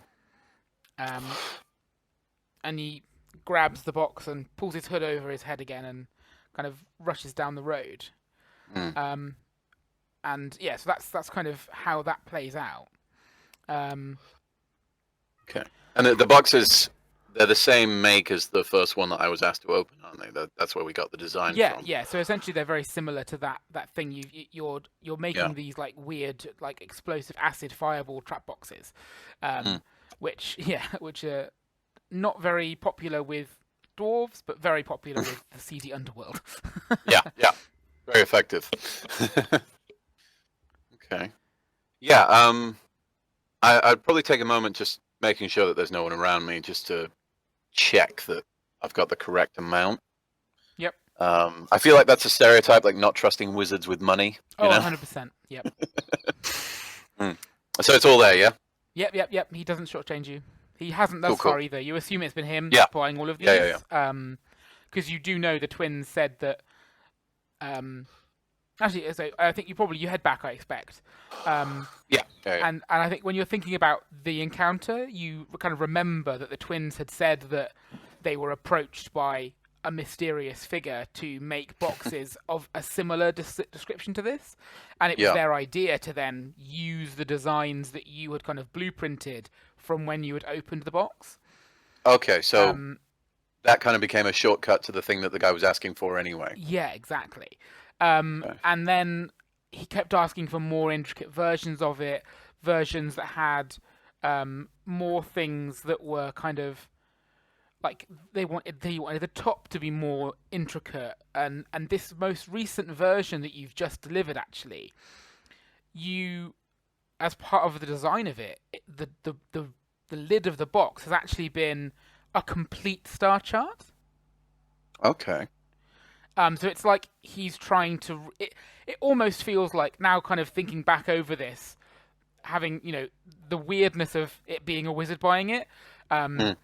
and like kind of putting like vet rare sort of things together. I think Grandall quite easily comes to a conclusion, especially seeing as the artifact he found from within that nobody knows he found Yeah. gives him this weird kind of tingly sensation that he felt when he was at the Wizard's Tower. Hmm. And he kind of Yeah, thinks that dry mouth. yeah, exactly. And it's that thing of you suddenly think, well, it's almost as if he's trying to recreate the box as it would have been when it was new. Right. Okay. So, because what happens is every iteration that you've made for him, it's been a slightly more intricate version with like new things he's sent over, like the star chart on it. And last time it was the hinges, not the hinges, the inlays on the locks were slightly more ornate, and it was almost like he's trying to finish work that had been. So obviously you had decided that the box you opened was an unfinished one because it still had the chemical rubs on it. yeah, and didn't necessarily have all of the embellishments it might have. Exactly. So when he's asked for more intricacy, that's just in the decoration, not in the mechanism. Not in the traps itself. No, it's just the decoration. Okay. Yeah. Okay, interesting. So have I been doing that myself, or have I been like subcontracting that out? So you had been getting help from the twins with the more intricate stuff like the star chart. Yeah. You probably would have had to, subcontract that out to one of the people who's a bit more into like the etching and stuff. Yeah, the just decoration. to get their help to almost. I expect, because of it's a bit underhanded what you're doing, you would have had them etch a piece of metal which you then used and to made build into the box around. Yeah. So Okay, then I would I would head home and do my normal routine, to make sure everything's set up for tomorrow, whatever I've got to do. Yeah. And then quality time with the orb. Yeah. Yeah. Yeah, and then I think I sort of get the feeling, this is quite exciting for Grandall in terms of, you don't get to work with magic users very often. And No, it's and obviously last time it was really interesting. Yeah, that's the thing, like possibility of maybe finding out what was behind the door or what he needed it for or that kind of thing. So yeah, I don't think that Grandall got an awful lot of sleep. I doubt He's probably too excited thinking about like what it could be, what's he going to show me? Is this a new thing? Is it something that I've already seen that he needs more work done on? That kind of thing. Yeah. Just mind whirring all night, and then heading off as soon as is reasonable to get to this Wizard's Tower and see what he's got to show him. Yeah, basically, so you get through. It's still really quiet out because you've kind of left it. You leave it to the earliest possible moment when it's probably feasible that you'll be let in. And as soon as your like knuckle hits the door's opened and he kind of ushers you in as you would expect, and you're kind of brought upstairs to a room you've not been into before. It's kind of like a sitting room. There's some nice, like, comfy-looking sofas, a little low wooden table, and there's a tea set out on it. And Tackett is sat at this table, sat on this sofa, with this book, writing in it furiously, and he looks like he's had probably about as much sleep as you have. Okay. And as soon as you kind of come in, he looks up and he's like, "Oh, good. Please come in, sit down." The boxes. Yeah, Grandall walks over and sits down, sort of slightly cautious. Yeah. This manic wizard. Yeah. The boxes that you've been making for me, is that you that's done that? I've been making them myself. And was it you that had the initial design? Because when I asked the twins to make it, when I sent my feelers out through the various links I have to get it created, they seemed to have as much of an idea of what I wanted as I did. Well, it's very simple. What you ordered ended up being very, very similar to a box that I opened for one of the members of my family as a sort of test of my abilities. No one else had been able to open it, but what you've been ordering is very, very similar. His as you said that he's put his hand over his mouth and he looks astounded, and he says to you, "Was it old?" Oh yes, I think the rough guess was about 400 years. Oh my! That's Do you still have my it? player knowledge and my character knowledge clashing. Then I can't remember quite. No, that is about right. Yeah, that's what I thought it was. Yeah. Do you still have the original box? Do I? You probably could find it if Yeah. it was. It's probably in the twins' lab somewhere. As just like a curiosity. Yeah. Yeah. I don't have it on me, but I could probably fetch it if you wanted. Yes, I think that would be extremely interesting. What was in it? It was empty. We reckon because there were some coatings on it that it probably wasn't finished. You know, it hadn't had the final things done to it. The trap was active, but there was nothing inside, and you know, there's Still, nothing else to be learned from it, unfortunately. if my research is accurate, that was potentially one of the original designs for the storage container. If What?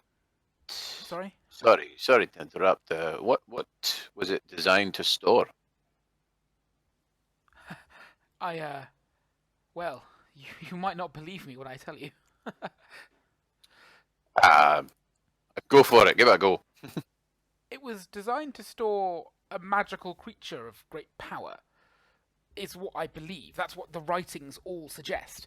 That the people of the world, they came together and they sealed away some of the ancient magical beings as almost a power source. They created these cases that prevented them from escaping, and if used correctly, they can be used to expand one's power, almost like a battery. Aye, I've got you. It would be, it would absolutely revolutionize the use of magic in the world. Aye. I mean that's that's a big deal, certainly. I mean, Yes. do you want me to go and get this box now? Yes, that would be amazing. Okay. Thank you. I will make sure you are heavily rewarded for this, and I will sing your praises to the head of your family. I appreciate that. Right, I'll head off and get that now. Then I'll be as quick as I can. Excellent. Thank you again. Thank you so much. You're helping the progression of life itself. Oh, I've not been excited as this in years. All right, I'll get a wriggle on then. Yes, thank Be you. right back. So yeah, leaving at speed. Mm-hmm. I'm not. I'm torn on this one because part of me thinks, you know, really now would be a really good time to just get the fuck out of town, just to not deal with this wizard guy and whatever he's got planned for this power source that he's talking about, which is apparently alive, that I've been playing around with for months, years now, in fact. But on the other hand, I might be able to learn something if he learns something from the box. Could just bring in the box. Yeah, fuck it, I'm gonna bring in the box. Yeah, so I head to the sisters, to their workshop, see if I can find it.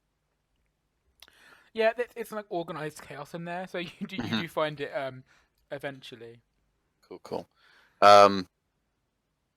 Yeah, nothing's changed about it in the interim time. Like nothing, like the metal hasn't been tarnished in any way. Nothing's sort of faded or It looks like the day you changed. had it. Like, Yeah. I mean, it's 400 years old, so it'd be very surprising. But Yeah. just the fact that I've taken Suddenly the it's aged. artifact out of it, you know. oh, excuse me. No, it looks Cool. exactly the same as the day you opened it. Okay. Other Yeah, than then maybe a few little marks of chalk here and there where people have used, like where the twins measurements measured and it and stuff. And Yeah, okay. Yeah, I secrete that in my bag, so no one sees me. Like, I'm not going to walk out holding it, that Yeah. kind of thing, and just head straight back to the tower. It's relatively big, I think, but you can quite easily kind of you've got the same satchels you've been using for like taking Hmm. them in the evening meets and stuff. So yeah, Yeah, it's not too yeah, yeah. difficult. Um, Cool. Okay.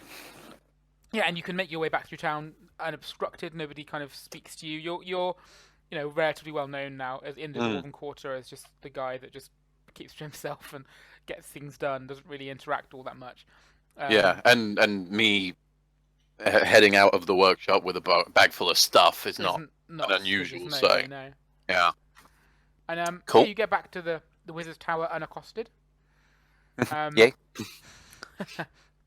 you knock on the door again, and it is opened instantly. And Tackett has Mhm. actually stood behind the door this time, and he's just clearly he's very excited, and he ushers you in. He's like, please, please, please, and he takes you to a different room this time. Um, it looks a bit like a laboratory, Yeah. but all of the lab equipment is kind of like on the edges of the room. Okay. And there's a raised dais about 4 foot in diameter in the center of the room, and it's just polished black like surface. And Okay. he kind of says, "Please, do you have it? Do you have the box?"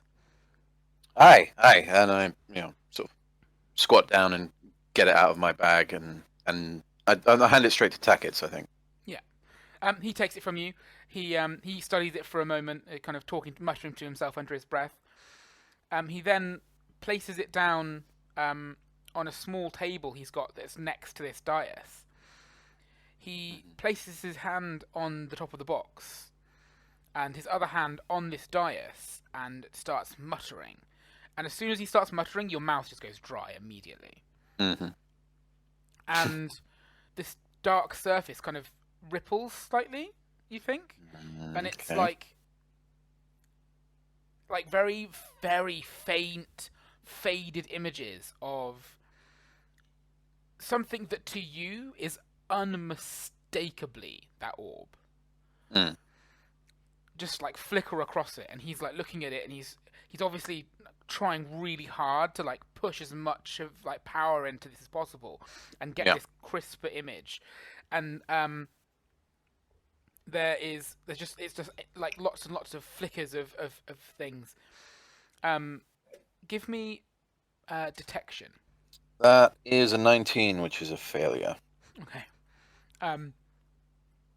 At there's Tackett's like gasps and like takes his hand off both of the things and wheels about and kind of Okay. looks down at you. And Hmm. you didn't see it, obviously. You didn't quite catch this thing that he'd seen. Yeah. But he looks at you and says, "It wasn't empty." When? When you opened it, Oh no, it's definitely empty. I saw you. Saw me how? Magic. Ah, rubbish. You have to do something for me, Grandall. Well, it depends what it is. You have to take it, and you have to leave. And go where? Away. It doesn't matter where, just away. All right. Why? If the Order get their hands on that, I don't know what will happen. Okay. It's exciting. I half thought it wasn't real. I've been looking for it for so long that I didn't think it would ever be possible to find it. You don't spend, nearly 60 years looking for something and expect to find it one day. You have to take it and leave. I won't be able to lie to them forever. They'll know. They'll find out. They always do. I'm Right. sorry. I guess I'll be on my way then. He rummages in his robe and he kind of pulls out this pouch and he says, "Buy a horse, a fast one," and he hands you a little pouch of gold. Go south. Aye. All right. the mountains, maybe. I don't know. Aye, I'll find somewhere appropriate to camp out. I mean, till when? Is this a, like forever thing, or? I would say yes, but in my relatively extensive experience, these things have a habit of working themselves out. When magic is involved, things tend to just fall into place. Aye. Aye, well, I suppose I have to take your word for that. I'm sorry. Right. I'll go and grab it, and I'll head off then. And Grandall, your Aye. cousin, I truly did try to help him. I didn't know what was behind that door. What was behind that door? Nothing. At all. It, I think, was just some sort of experiment from a wizard, a magi, a long time ago. I think that Okay, whoever well- had opened it would have that happen to them. Right. I'm sorry. So what was done to him? Because he's still not quite right. I don't know. I had to seek advice from some of the other magic users in the city.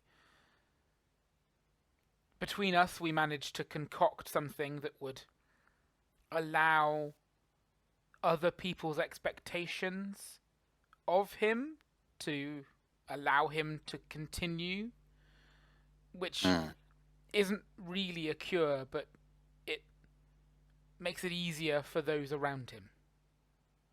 Aye. But we did Except what we me. could. Yes. Because your expectation was that something was wrong, and so always something was going to be wrong with him. All right. I'm gonna do it. I'm gonna take the thing. I'm gonna leave. Is there any way for us to keep in contact, like if we really need to? Like if you need to get hold of me, or I absolutely need to get hold of you, is there any way to do that? Not really. You could send a runner, but they would get here just as quickly as anybody else would. Aye. Right. Ancient Okay, magics then. of communication are lost to us, unfortunately.